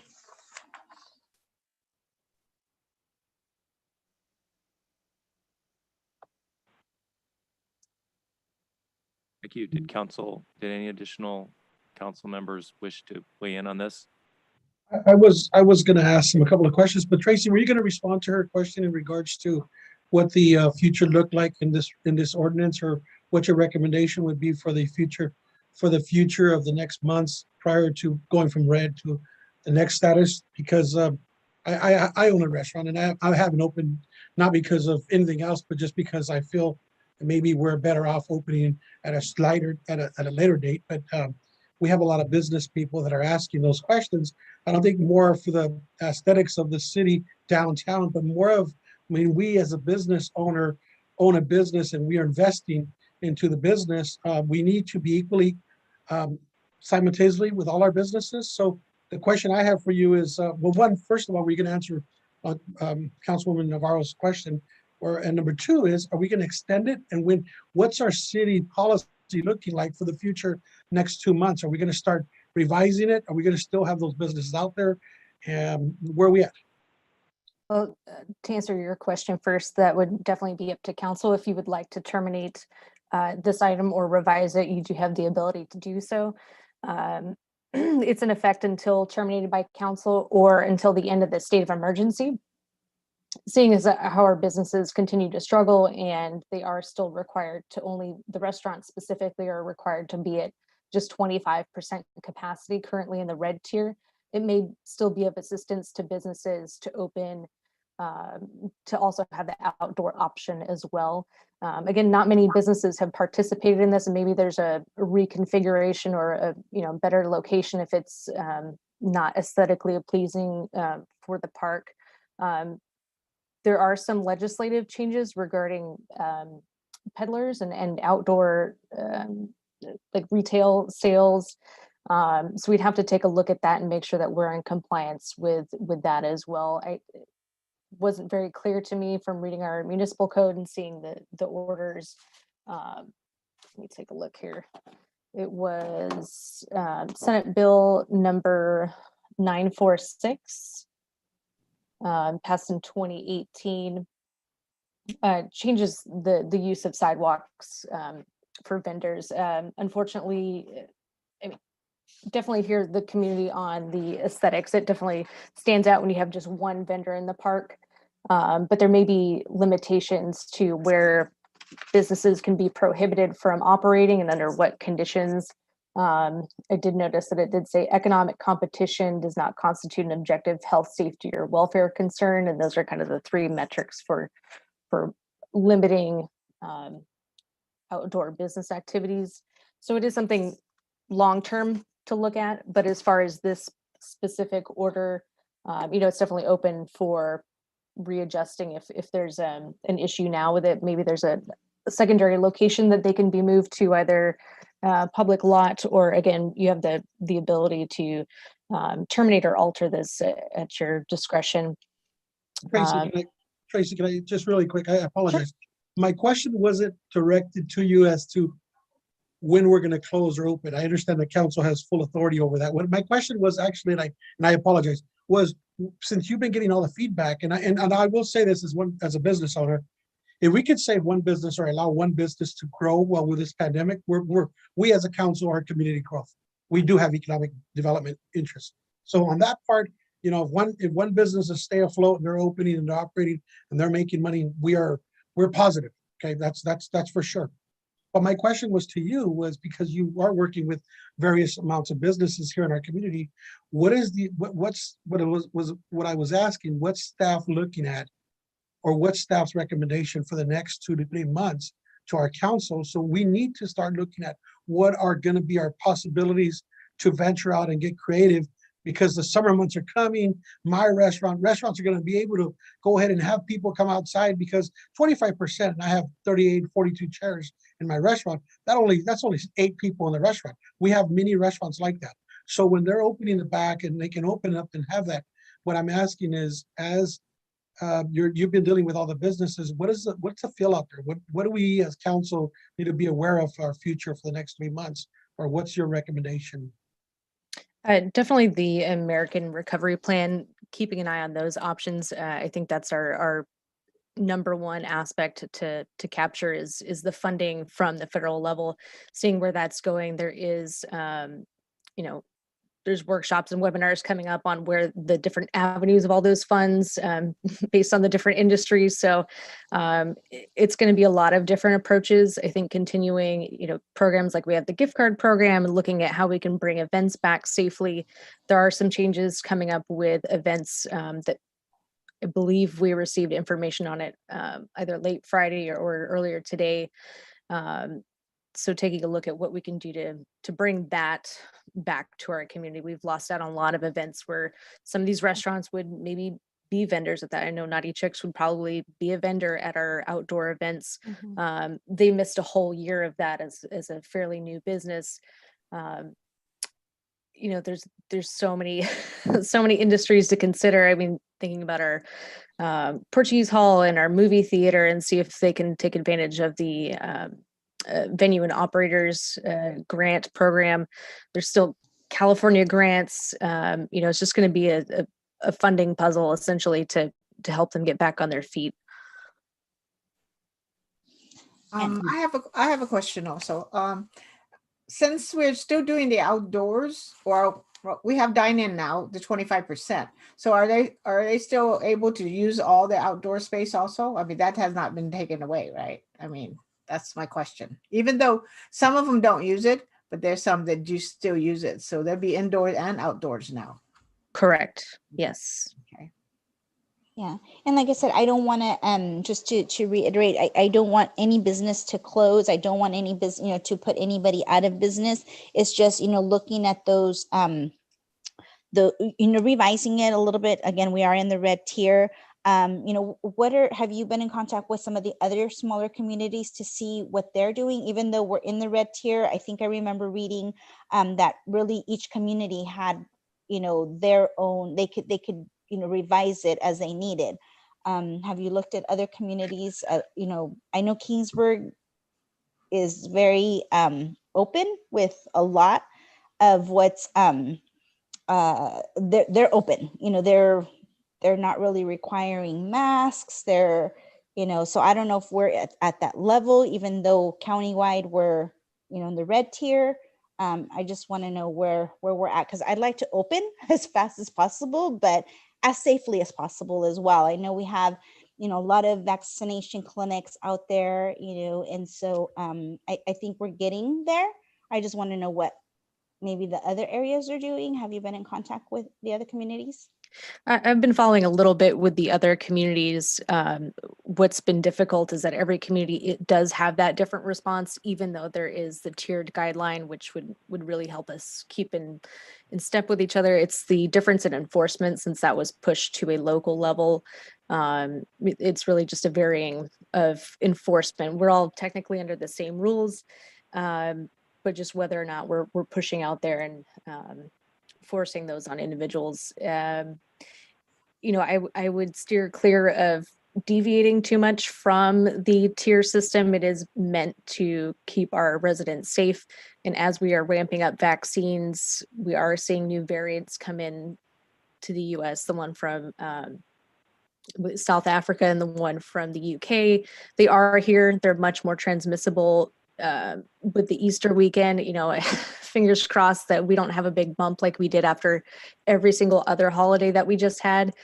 I would be concerned with, deviating from what we've got going on, and just, staying the course, using the funding strategies and programs that are out there. And then, yes, absolutely, as Councilmember Trujillo mentioned, what's that plan? What are we really looking at in the next couple months to where the city itself is going to take effect?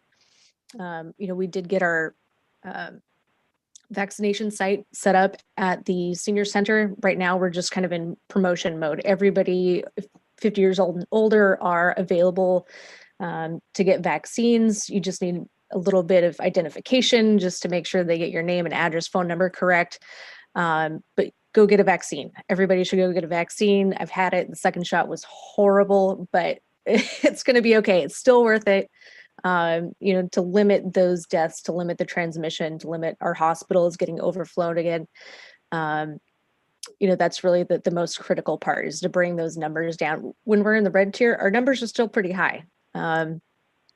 Orange is better, yellow is great. But we would still be in a state of emergency, even in those other tiers. So I know it's really tough to keep staying the course and just hearing the purple tier over and over and over. And suddenly red tier, we all want to celebrate. We just got to hang on a little bit longer, make sure we're getting the word out about the vaccines, making sure that place is booked 100% every day. That's that's my goal right now, is to make sure that everybody's going.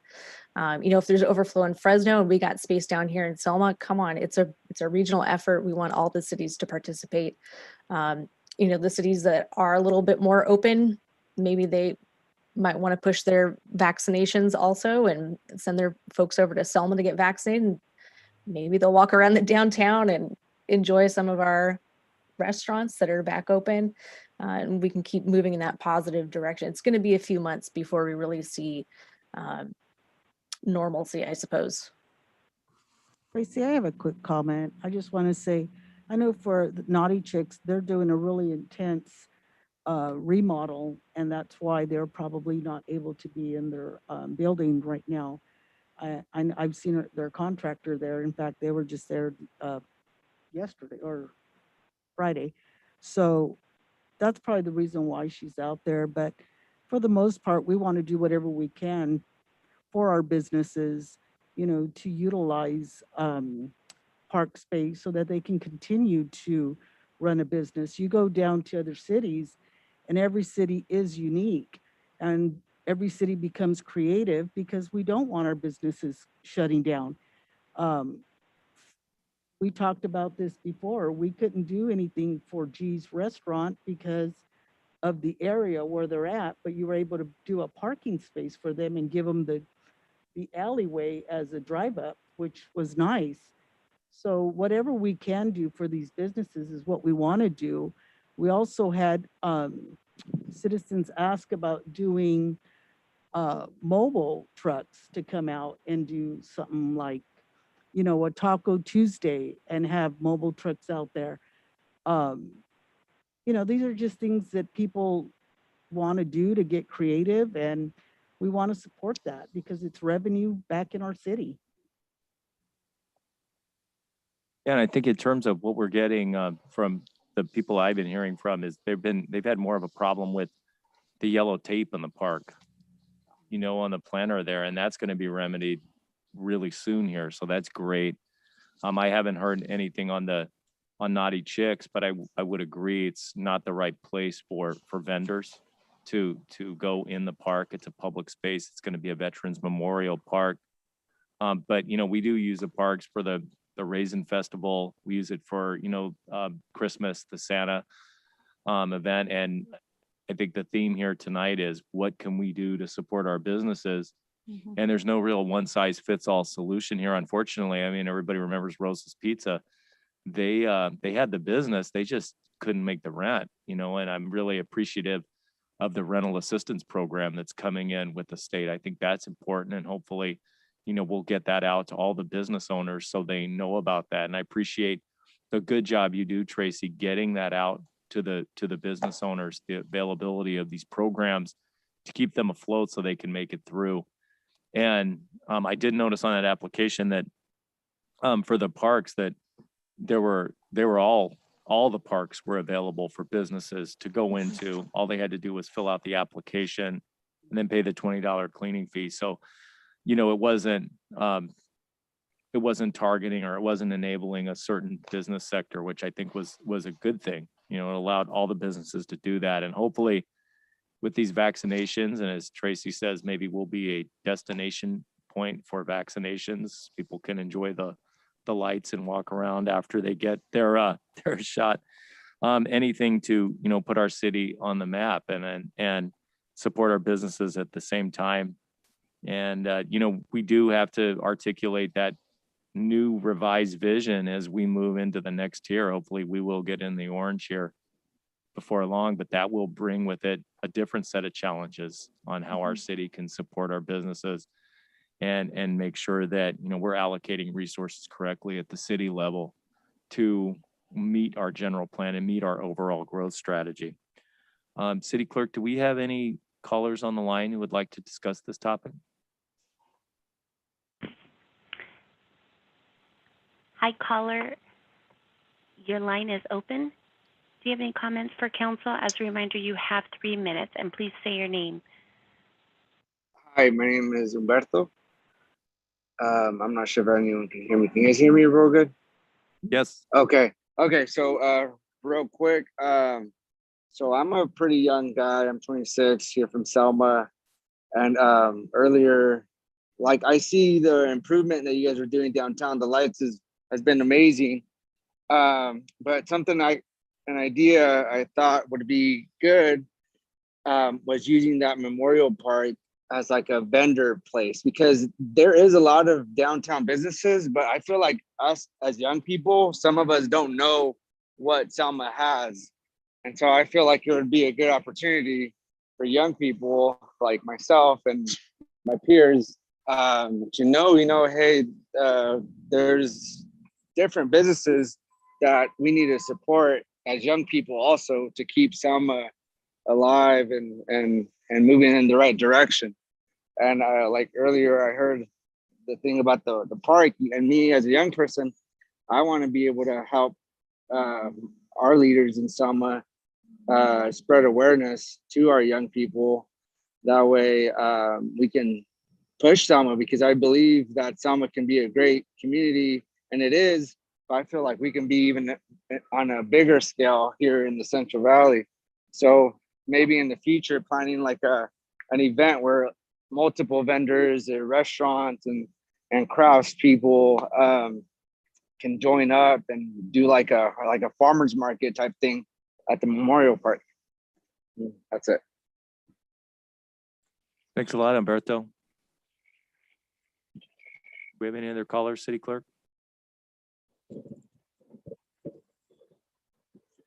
Hi to the other caller that I see on the line. Do you have any comments for council regarding this agenda item? Mayor, that's all the callers wishing to speak at this time. Thank you. Just to bring that back a little bit, Jesse Crouch and George Cruz did a great job on the farmers market pre-COVID, and hopefully they'll be coming back, and there'll be even more momentum as people want to get outside after being cooped up for a year and want to enjoy outdoors and be together safely and see all of the vendors and the services that the city has to offer. And it's a really good idea to have everybody come together, and looking forward to that as we move from the red tier into the orange tier and open up safely. I think that's going to become a real possibility and something that we need to look at for our city and for our downtown and for our businesses to help bring them back. Does council have any parting comments at this point before we move on?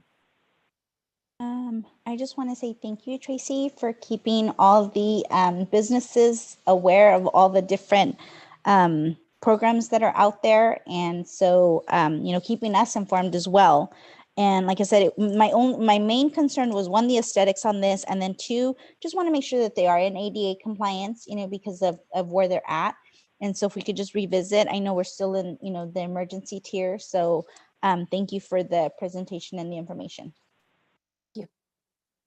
Okay, so that was a discussion item, so there's no vote necessary on that. So with that, we will move on to item 7, a council request to discuss and for more information on enhanced infrastructure financing districts and what is needed and being done to make EIFDs a tool the city can use in the future. Thank you, Mr. Mayor, members of council. This was a council request for Council Member Mendoza Navarro for more information on EIFDs, that's Enhanced Infrastructure Financing Districts. And so I have a little more detailed presentation than I gave you at the last meeting that I'd like to go through. And at the end of that, also let you know what we are doing to make this a tool that we can use in the future. Councilmember Mendoza Navarro, was there anything you wanted to preface before I dive into the presentation? No, just I think once you do the presentation, I might have some more questions, but that was basically what I wanted to know, is what the plan was to move us there. Super, thank you. All right, so EIFDs, Enhanced Infrastructure Financing Districts. This goes back to redevelopment. For those of you who are familiar with redevelopment financing was tax increment financing. Redevelopment agencies throughout the state were dissolved in 2011. That process started with legislation in 2011. But prior to that, redevelopment was a very important tool for cities and counties to finance infrastructure improvements and public improvements, public project improvements. And the basic premise is that the property taxes in that district are set at a certain level. And as those properties develop and increase in value, they generate greater property tax revenue. And that increment of increase above the frozen or set amount is used to finance the public property and the public infrastructure improvements. So that is the basic tenet of property tax increment financing. And as said, those things can be used by local taxing. The one thing about that is the local taxing agencies, and this includes cities, counties, school district, they actually give up the increase in the tax revenue that they would normally receive in order for it to go towards pay, these public improvements. So next page, please. And those public improvements need to last at least 15 years. In order to create such a financing district, the city or the county must establish a public financing authority to administer the EIFD. There's no election required to form districts. The public financing authority would adopt an infrastructure financing plan and eventually decide when to sell bonds. I believe the project actually has to, though, be underway to do that. Unlike redevelopment, there's no blighted area requirement or 20% affordable housing requirement. The pass-through of revenues back to the public taxing agencies are individually negotiated with EIFDs with each agency. So all agencies have to agree. It's not typically it doesn't generate as much revenue. People don't agree to give up as much of the property tax increase. And then there's a vote required to sell bonds. This is really just a nutshell overview.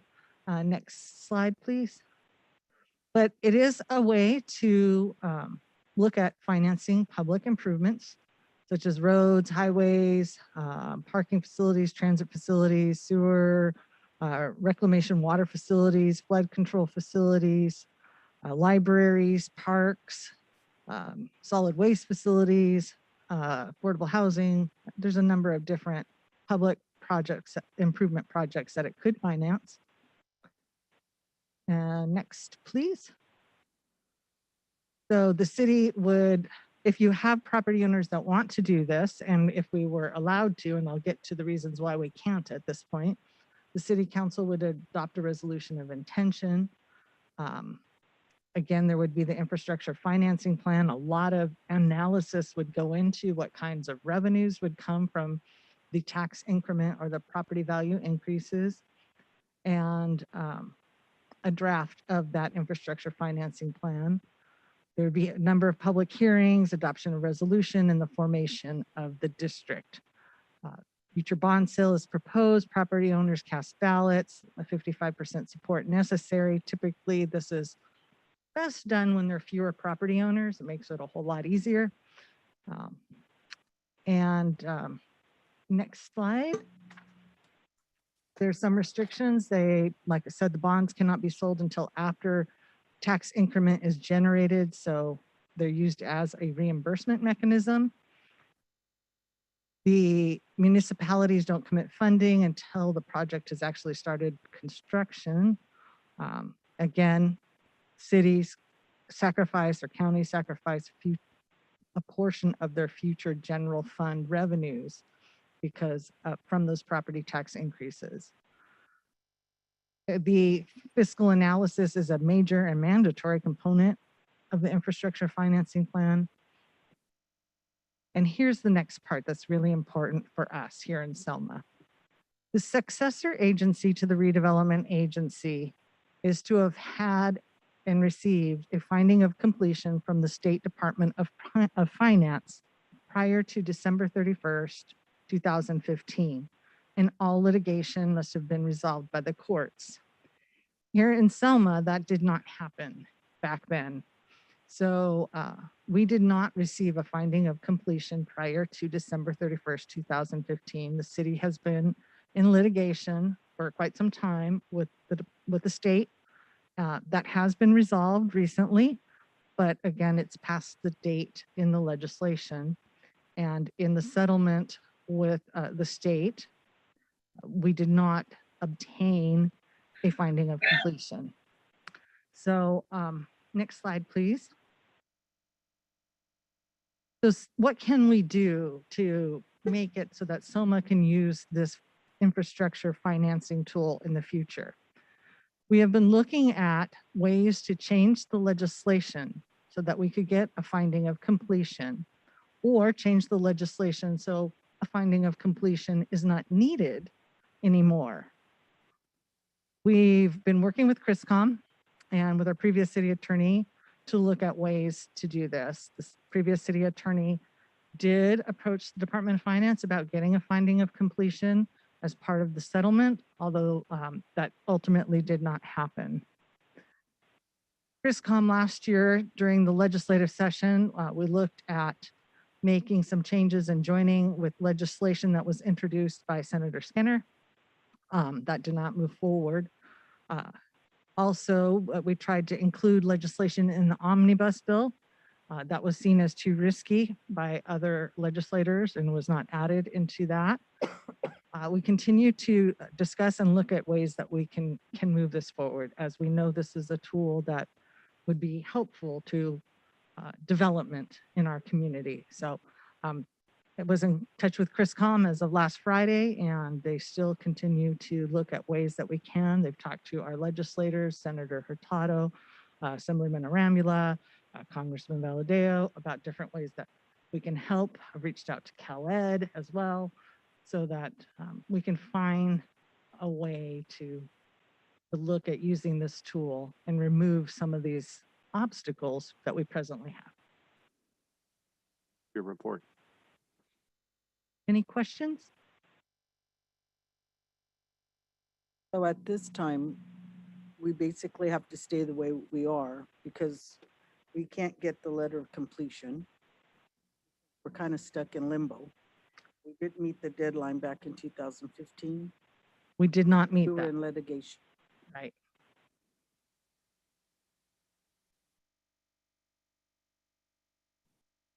Councilmember Mendoza Navarro, did you have any comments? Yes, I had a question, and I don't recall if you mentioned this, but on this EIFD, you mentioned that the developers would pay for this this study? Typically, yes, they the developer comes forward and they have done some analysis and they realize that this might be a tool that they would like to use to help meet maybe one of the conditions of their project that involves infrastructure. So they usually are looking to use this tool. And if there's a few of them or one of them that owns a lot of property, then it's a smoother way to transition. But they would look at the study, pay for the study, pay for any of the many consultants that would be needed to bring this forward. And then you did mention that our previous attorney had started this process, and what was the outcome of that? I'm sorry, I may have missed something. So as part of the city working out the settlement with the Department of Finance, we had ongoing litigation, and to resolve that litigation, there was discussion about trying to get the finding of completion as part of the settlement with the state, but the state did not agree to that term. So there is a statement in the settlement that says the city may pursue it by some other means in the future. So when we'll probably be having that discussion this week with Lozano Smith about what was in that settlement and what our options are in working with the Department of Finance. And then one other question, and I can't remember if I read this or I had to have read it. There's a June deadline, or there's a date sometime in June that are we trying to meet? Is there open discussion for legislative to pass bills or something? Did I remember a June date about open, there was a deadline that we can open up discussions on this. Is that, am I? I'm not incorrect in recalling a that? June date, but the legislative session to introduce new bills or, Mhm. or something like that, that may be right now. Usually this Okay. is the time of year we have those conversations with ChrisCom. I'm not Okay. certain of a June date though. Okay, and it may have been that they were open up, but so this is going to be an item that will be discussed with Lozano Smith. Yes, Okay, perfect. Thank you. thank Did you. anyone else on council have any comments or questions they would like to make? I can provide a little historical since I've been on the longest here. So what happened, the reason this all happened and the city couldn't get the finding of completion was back in 2011, Governor Brown decided to do away with the redevelopment agencies, the RDAs. And he told the cities, do not take the properties from the RDAs and put in the city name. Don't just, transfer. You need to take that intermediate step of putting them in the successor agency. So unbeknownst to anyone for a long time, a couple of people in power in the city in 2011 and 12 did just that and moved some city properties that were formerly in the RDA. They moved them into the city several years thinking that, the state would never know. Well, the state found out, and like 5 or 6 years later, state sent a letter, you owe us, City of Selma, a bunch of change, bunch of money, bunch of taxpayer money for this property that you improperly transferred. And as a result of that, there was ensuing litigation after this debate kind of started going back and forth with the Department of Finance and the Department of the Controller. And during that time, that finalization date of December 31st, 2015 came and went. And so the city couldn't get that finding of completion. And for whatever reason, whatever political reason, that is particular to state government, the city has not been able to get that finding of completion, which makes this discussion kind of frustrating because the city really can't engage in an EIFD until maybe something similar is proposed by the state government that doesn't have that requirement. But hopefully the lobbyists for the city and our elected officials, in the assembly, in the state senate, our congressional representatives can help us with this. I do have a question. I know this is kind of you said redevelopment light in your report. So you could use this on the park, right? On Rockwell Pond. You could make that an EIFD. Or you can make downtown an EIFD. You could be pretty creative with it. I know at the RDA, there were some very creative, almost too creative ways that it was used. But could you actually go in and the city could buy buildings that are not being developed, that are eyesores, that are blight in town, fix them up with the money and the EIF generated by the EIFD, and then sell them to the public? Could you help to have a downtown renaissance or a particular area's renaissance by using this kind of tax increment funding? It would have to be for a public improvement or public benefit. So if it would bring back an area to make it more commercially friendly, would that be a reason? Would that be a way you could do it, or would it have to be a park or something like, or a park library? or a library or a fire Hospital. station. Fire station. It would have to be some sort of public benefit improvement. So improving with the former redevelopment, if you went in and there were much more Very few rules, right? So. But with this, it's a little more constrained. And then you also have to have property in the district that is going to increase in property value so that the taxes go up and you have that revenue.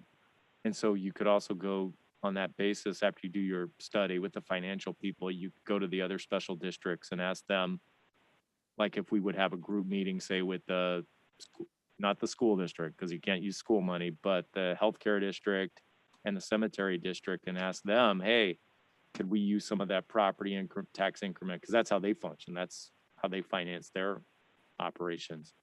And ask them if they would be willing to cede a percentage of that to the city to improve the district. I would think it would have to benefit them too. Make that work out.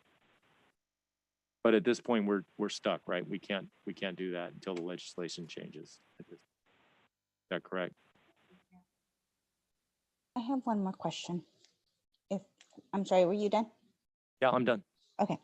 Are there any other cities that are going through this same type of deal? Is there a way that we can get together with them, or maybe they have different ideas, different, I don't know, different remedies, or they're working with their legislative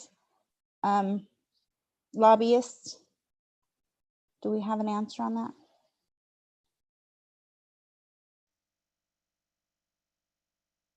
And then one more question.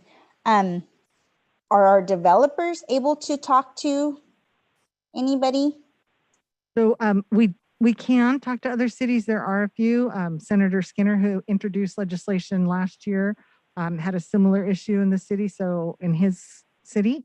So we can definitely talk to a few others and see what others are doing as well. Because if I may, Yes. Council, I have to say the number of other cities that are in the similar situation is very, very low. Very, very low. And that's probably why it's difficult.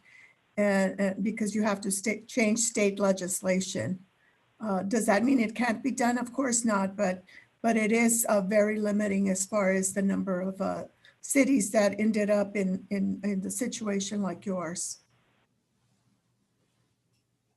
Quick question. Do we know of any surrounding cities that are going through the same thing, like Fowler, Sanger? No. Wheatley? None of the ones in Fresno County. Most of them are completely done. Okay, well, City Clerk, do we have anybody on the line who'd like to discuss EIFDs tonight?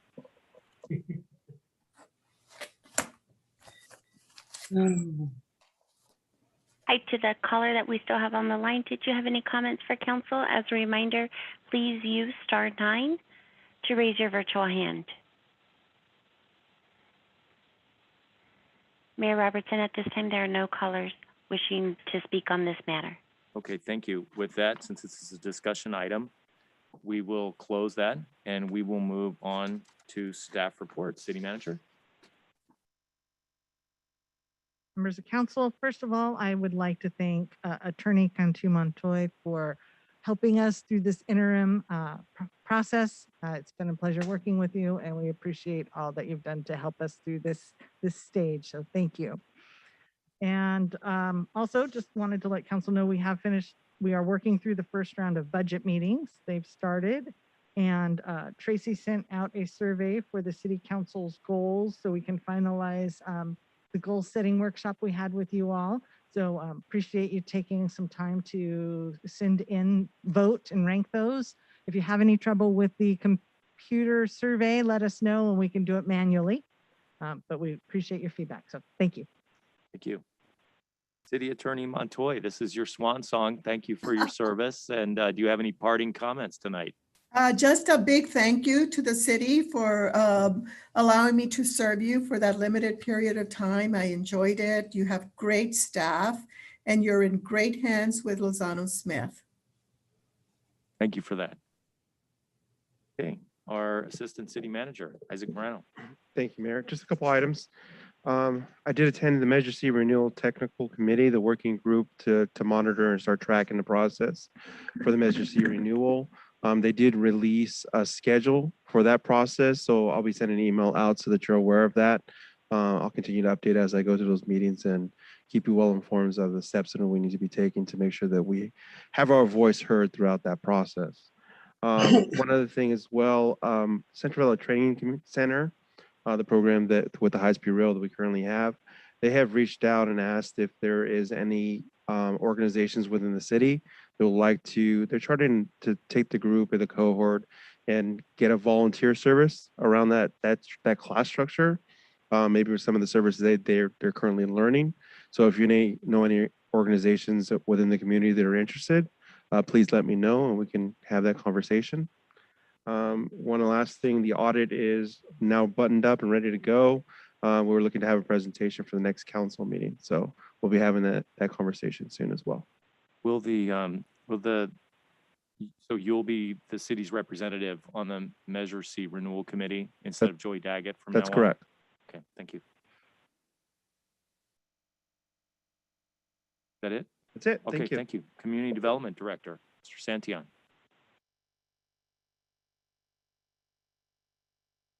Just a couple of things. Chief Gomez is going to cover this in more detail, but I wanted to thank our two code enforcement officers, Juan and Javier, for accompanying Caltrans and the police department on the homeless encampment cleanup that was done last week. They put quite a bit of effort into that. And then another thing, we have gotten an increase in complaints about big rigs and tractor trailers in residential neighborhoods, RVs, mobile homes. So we're, with our current municipal code and the restrictions that are currently in place, they're a little vague and difficult to enforce. And so staff has been looking at ways that we can sort of address that within the current parameters. But I wanted to see if council was interested in staff bringing this back at a future date, working with the city manager to find ways that we can sort of address this problem that seems to be growing within the community, especially with homelessness increasing and that issue sort of kind of going hand in hand with that. But also the commercial trucks and trailers that are, causing potential safety hazards within the residential neighborhood. So if that is something that the council would like to see, I'd be happy to keep looking into that and bring back some ideas for discussion.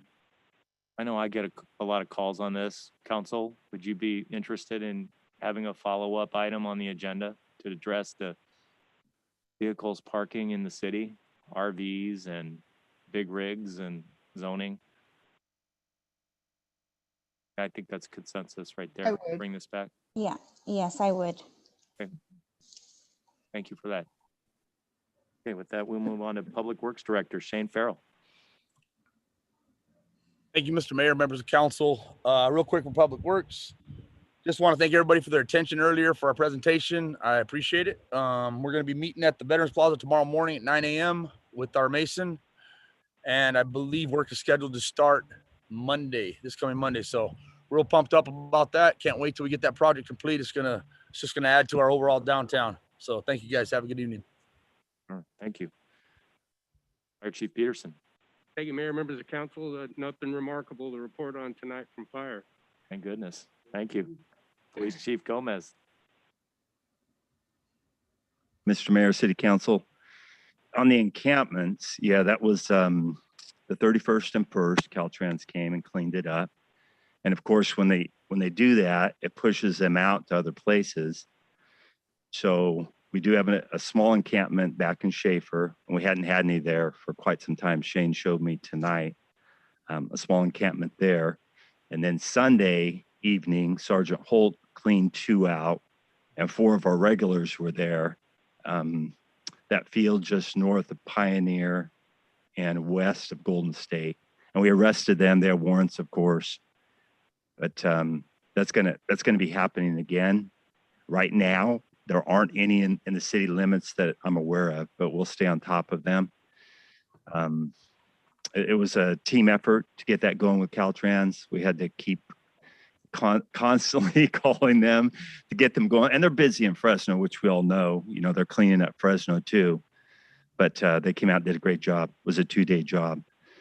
One thing on encampments, I usually try to have my staff meeting with my sergeants, my commander, a week before the council meeting. So anything they want to bring up that I should share with council, they'll pass on to me. And I asked them, actually make it a slide on my presentation. And I asked them, hey, what do we have for council? And it's kind of interesting because this has been brought up the last 2 meetings. They said that people are coming from out of town, officers are coming from out of town and dropping the homeless off here. And this was not prompted by me from the council meetings. I just, threw it out there to them, and several of the sergeants said that. And they're all saying the homeless, what they're telling the officers that are bringing them here is, why are they coming to Selma? Because Selma has good services.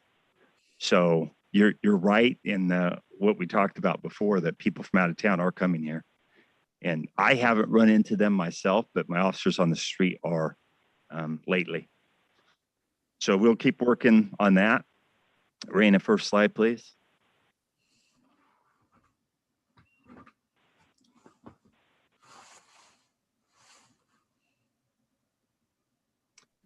So we're back to getting guns, and guns have been used recently.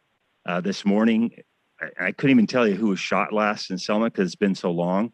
But this morning at 5 a.m., we had a shooting at Jasper, 3200 block of Jasper, right at Jasper and Barbara. And suspect came up to the door. Sure, it's a gang shooting. This house has been shot before. He shoots through the door, so he doesn't see the victim. And the victim struck several times in the torso, mostly the stomach area. And I think when he was shot, he bended over. That kind of saved him, I think, because he would have been shot in the upper body or possibly in the head. And he's at CRMC now and critical condition. They didn't think he was going to die, but you never know. Only God knows, right, how that works. He was from, the victim was, they said, was not a gangbanger. The officers out there, 38-year-old Kingsburg residents. There is a gangbanger who lives there who is most likely the target. He's supposed to be a dropout from the Bulldogs. So we'll be following up on that, and hopefully we can do something to get that family out of there. I think that would be the best, especially that gang member that's the target. Next slide, please. And just related to the guns in town, this is Officer McPherson. He's great with this, cruises around, he sniffs out crime and gets a lot of guns on the street. This was at midnight on the April 2nd. And this is at Selma Wine and Liquor, Selma Motel. There's a lot of gangsters that go in there at night. So he drives by, he sees the car there, driven by Mr. Alexander Aaron and his buddy Elijah Jones, and they had two females in the car also. Officer McPherson gets a plate, he runs it, sees it suspended. He's just prowling around the area there. Then he stops it in the Circle K lot. And then the two males are in front jumping back and forth because one was suspended his license. And he got a very nice gun in there. We arrested Mr. Aaron for concealed weapon or firearm, carrying a loaded handgun, not registered, large capacity magazine, didn't have a license, and he had some marijuana in the car. Next slide, please. Really good arrest. That's a very nice gun. I have one just like it and extended mag just like that. And there were bullets. He had 26 bullets in that. It only carries 30. So anytime you take a gun off the street, you're stopping a shooting. So that was an excellent arrest. Next slide, please. That's Mr. Aaron there. And they're from Hanford. Him and Elijah, they're not even from here, from Hanford. Next slide, please. And this is on a shooting that we had. This was on, we just had our staff meeting actually here and just broke from it about 5:15 p.m. And this shooting came out over at Nebraska and Young. And it's kind of odd, in Fresno, I'm really used to shooting. So if it's a real shooting, there's more than one caller. But I'm listening to the radio and there's just one caller. I'm like, oh, that's not a shooting. He's brandishing a handgun, but he actually shot and hit a car, a 15-year-old kid and his girlfriend. And they knew the people in the car. The guy pulled up to him, was kind of harassing him, yelling at him. And the 15-year-old pulled out a gun and shot the vehicle. Of course, the driver takes off. But Sergeant Holt arrived on scene. And he chases them down, chases them to the backyard, and they're hiding under a tarp there. And he has them come out, has officers handcuff him, and he finds the gun where the male was. It was in a vent on the side of a house, and a very nice gun. So that juvenile was arrested for shooting at the vehicle, brandishing the gun, discharging the firearm during the felony, possession of a firearm, no serial number on it, and carrying a weapon on his person. Next slide, please. Very, very nice gun too. I think it's a 6-hour, but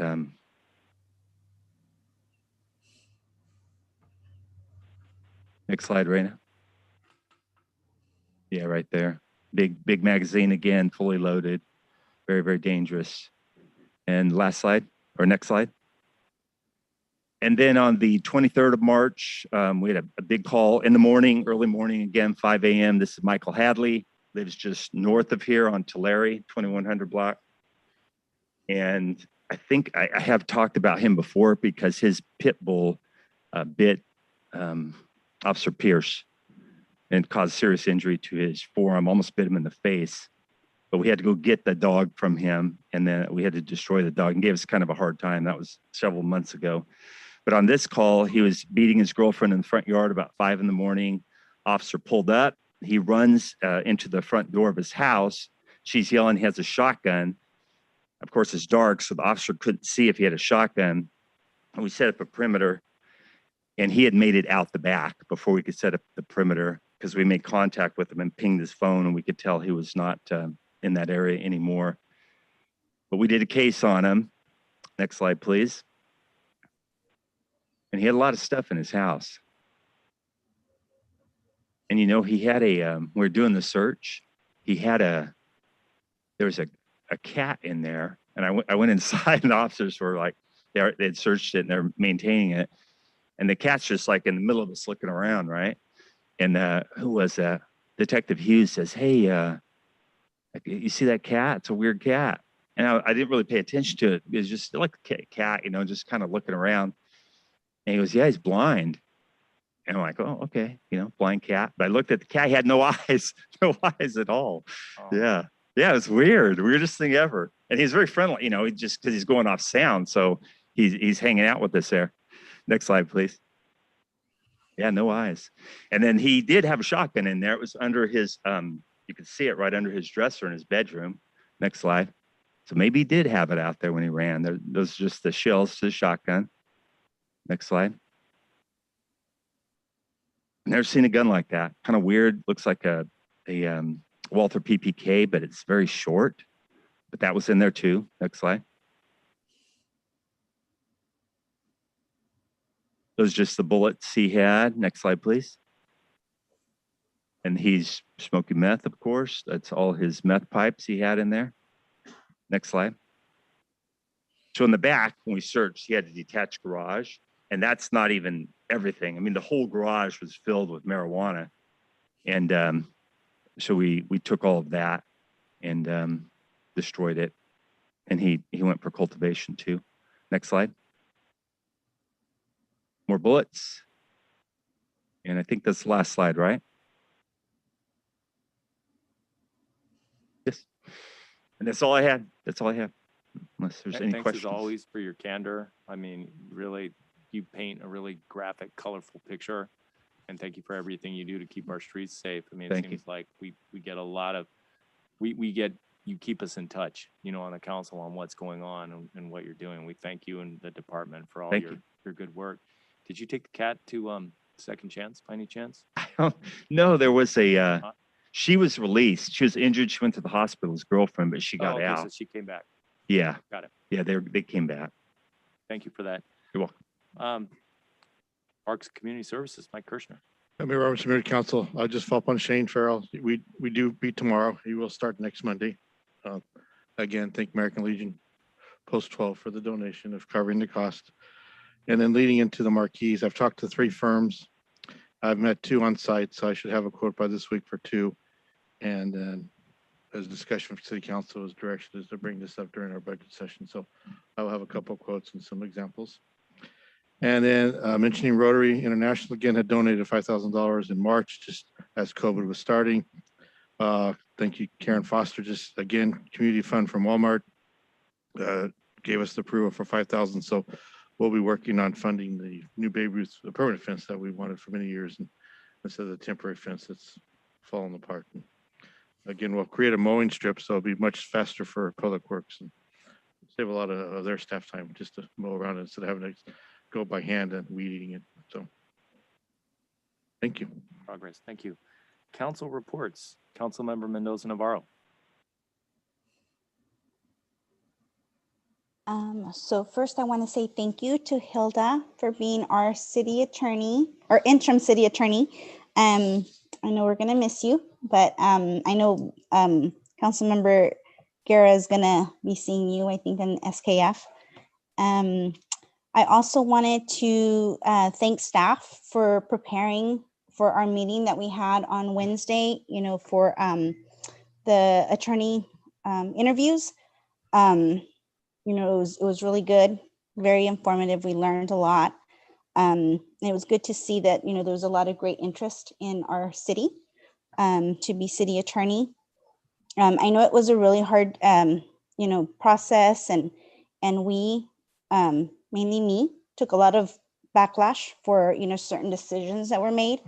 But I know that we made a huge step forward in moving our city, really looking at what our city needs. And so moving forward. So with that, I'd like to say welcome to Lozano and Smith. Mary and Janelle, like I said before, I don't know if you guys are still on the call or not, but you guys make a great team. I wanted to take this time to congratulate staff. I work really close with the Fresno County CDBG program. Can't say that very fast, but I have a contact over there, and I work really close with her and on different projects. And so she wanted, she let me know that Selma did the best outreach of all the county cities in getting the applications submitted for the utility assistance program. And so I can't remember how many cities she said, but she said that they got a lot of them from Selma. And so, thank you for all of your effort, doing all the communications. And so I just wanted to say, our city's being, acknowledged for that. So that was great. One question that I have, and this doesn't have to be today, but just I know that City of Fresno has applied for some money to help with rental assistance for with landlords and tenant landlord assistance. And so I don't know what our efforts are going to be for that, but I'd like to see some information on if we're planning to do some type of rental assistance program. I also attended the vaccine clinic that was held at the Sikh temple last couple Saturdays ago. It was very well organized. And when I talked to the United Health staff, at the time that we spoke to them, they had 900 registered participants to get the vaccine. And they had, I know, 1,000 available. So that was, really good. I know they probably ended up with distributing, all the 1,000. The last post I had seen on Facebook, I think they had like 15 available, but I'm sure they used them all up. I also wanted to give a huge thank you to the, and congratulations to the police department. Chief Gomez, I received compliments and and this was from the elected officials that were there. They said that the officers were very helpful and very nice, in directing them where they needed to go. And again, just directing everything. So I want to say thank you and congratulations. I was able to meet Senator Hurtado in person. I had a conversation with her the week before, and then also with Board of Supervisor Buddy Mendez and Brian Pacheco and Congressman Valadeo. I was able to connect with them and really, build that communication and that relationship. So I look forward to speaking to them, more often.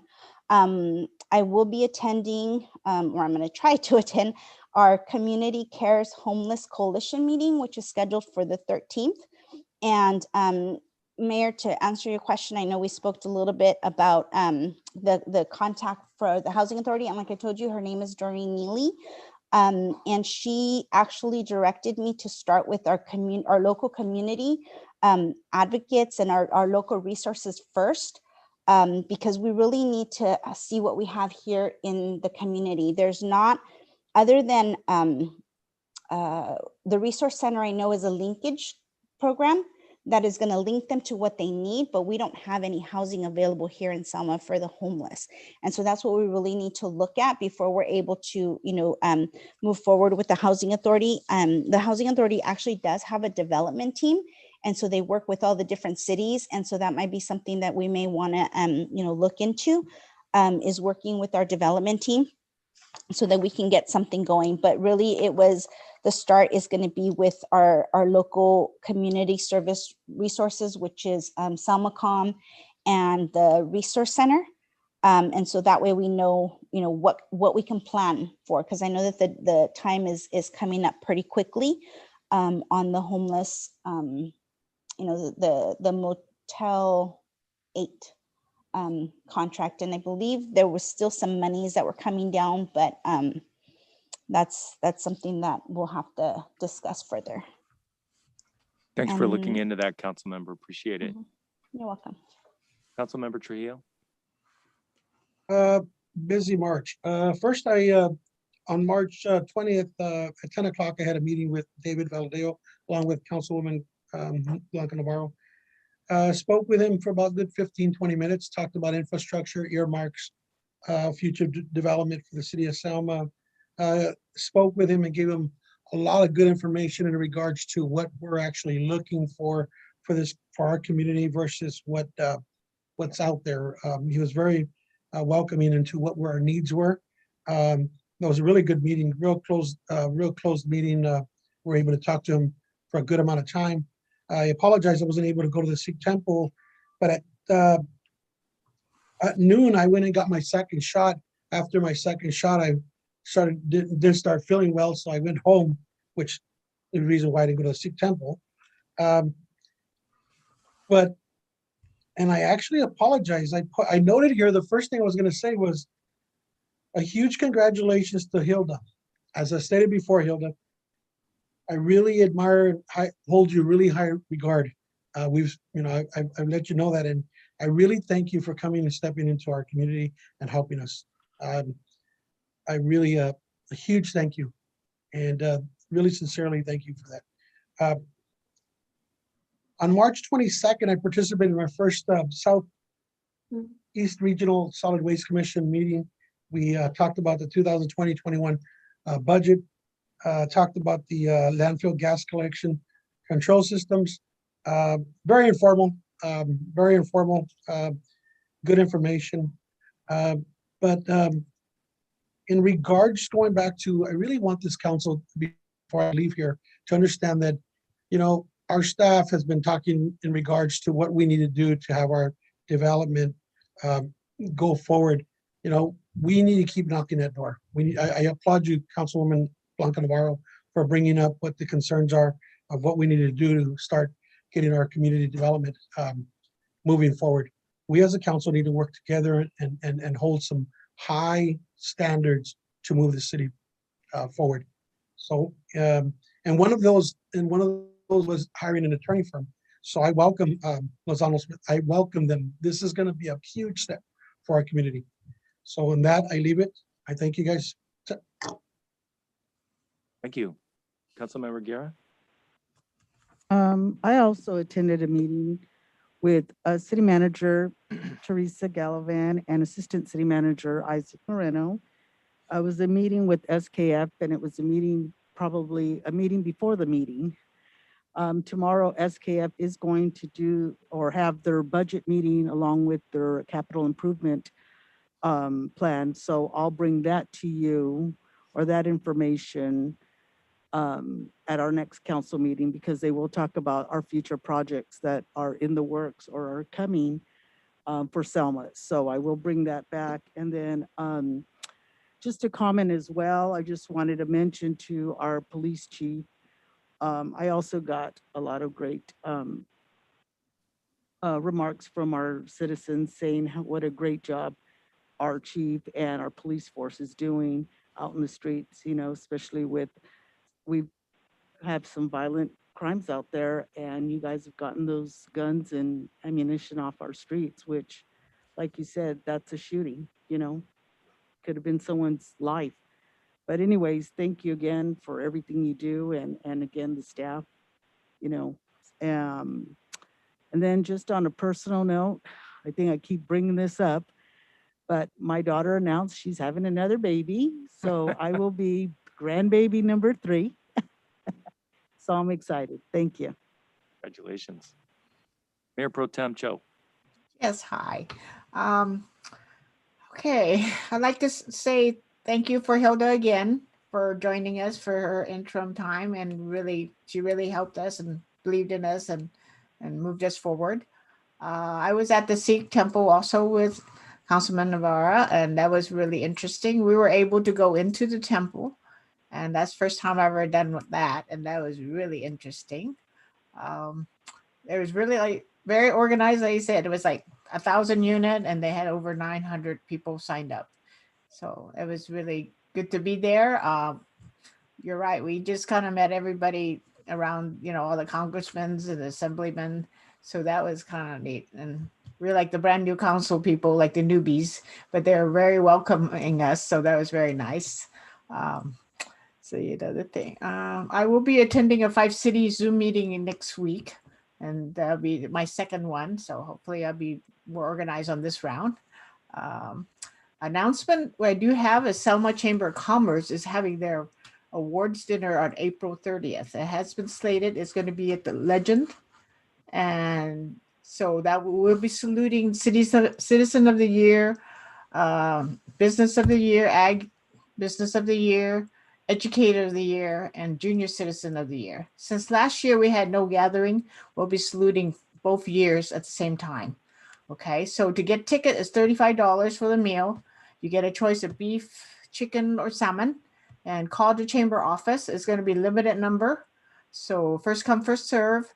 And it'd be really nice to be able to salute our great people that's in Selma that we're saluting that they deserve. So I welcome everybody, try to attend, call in as soon as possible next week into the chamber office. Okay.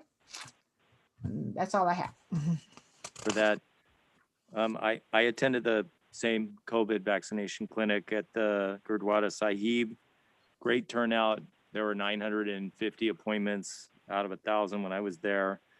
And I just think it was great to have all the local politicians come out and participation, but more so the community and the Sikh community. They just show over and over how charitable and, how responsive and giving they are. They were giving away food there. The United Way was there. They made it seamless, and definitely least dose pertained to that day because they were definitely ready to take on COVID and vaccinate our large chunk of our population. I attended the Selma High football game. How about that? Everything's opening back up, and the Bears beat Kerman, which was great. And then afterwards, Rose and I went around to look at the lights that Shane and Public Works had put up. And there he was driving around at 9:30 that night. So I was the other motorist lurking around there who met up with him. I had a COG meeting last week, and the biggest item by far was the reauthorization of Measure C. And it's not without controversy. They want to put a vote up in next year in advance of a measure which is going to pass. It's a 0.5-cent sales tax, which, funds various projects like the Golden State Project. Really important measure to have. But various social justice groups signed a letter saying that there is a lack of diverse representation and on the Measure C steering committee, and that there is no openness, and that there's been no attempts made to seek input from community members and seems divorced from principles guided by transparency and community engagement. More on that. These are some groups like the Jakara movement that helped with the COVID vaccination, and various groups that work around Fresno County. So there will be more, I think, on that, more input. I want to say thank you to Steve Johnson and the Public Works for putting in the fountain and that great partnership with Rotary to put the dog fountain in, as well as the people fountain. That's a real step forward. And when I went over there on Saturday, there were actually 2 dogs waiting in line to get in the fountain. So it was standing room only, which was awesome. I followed up on a couple of citizen issues, complaints. One of them lives on Park Street, and I want to say thank you to Code. Thank you, Fernando, Santillan, and your code enforcement, Juan and Javier, for following up on that and really helping to clean up a particular area on Park Street that was where people were just living in squalor. And I think you really helped. You help make some lives better on that, and you help the neighborhood and you help the neighbors on that. Also, I followed up on a citizen issue complaint at McCall Village. So glad always to do that. Always glad to hear from the constituents. Thank you to Chief Gomez, Selma PD, Caltrans, Sergeant Holt for taking them out, showing them the problem with the illegal homeless encampment, which was really, really unsafe. And thank you for clearing that. And as Councilmember Mendoza Navarro said, it is time's ticking on that on the Super 8. We're going to need to find a situation. We're going to need to find a place for those folks to go so they don't end up in the same place. And hopefully West Care and MAP and Selmacom and these various organizations that help the homeless around here can be part of that solution. And hopefully the American Rescue Plan is going to provide some much needed funds, because we keep saying we don't get any money in Selma for the homeless. So it's really going to be important. And I look forward to talking with the city manager tomorrow and perhaps Councilmember Garrett, if she's out of her meeting, with our congressman tomorrow, Congressman Valadeo, on this very issue. And finally, I attended my goddaughter's confirmation, and so proud that that she's growing up. And it's great to have these rituals of football games and confirmations and first communions and things like that happening again in Easter egg hunts. And nice to see our economy opening up again. And with that, we will see are there any additional oral communications, City Clerk? There are no callers on the line. Thank you. Is there a motion to adjourn? Motion. Okay, we are adjourned. Aye.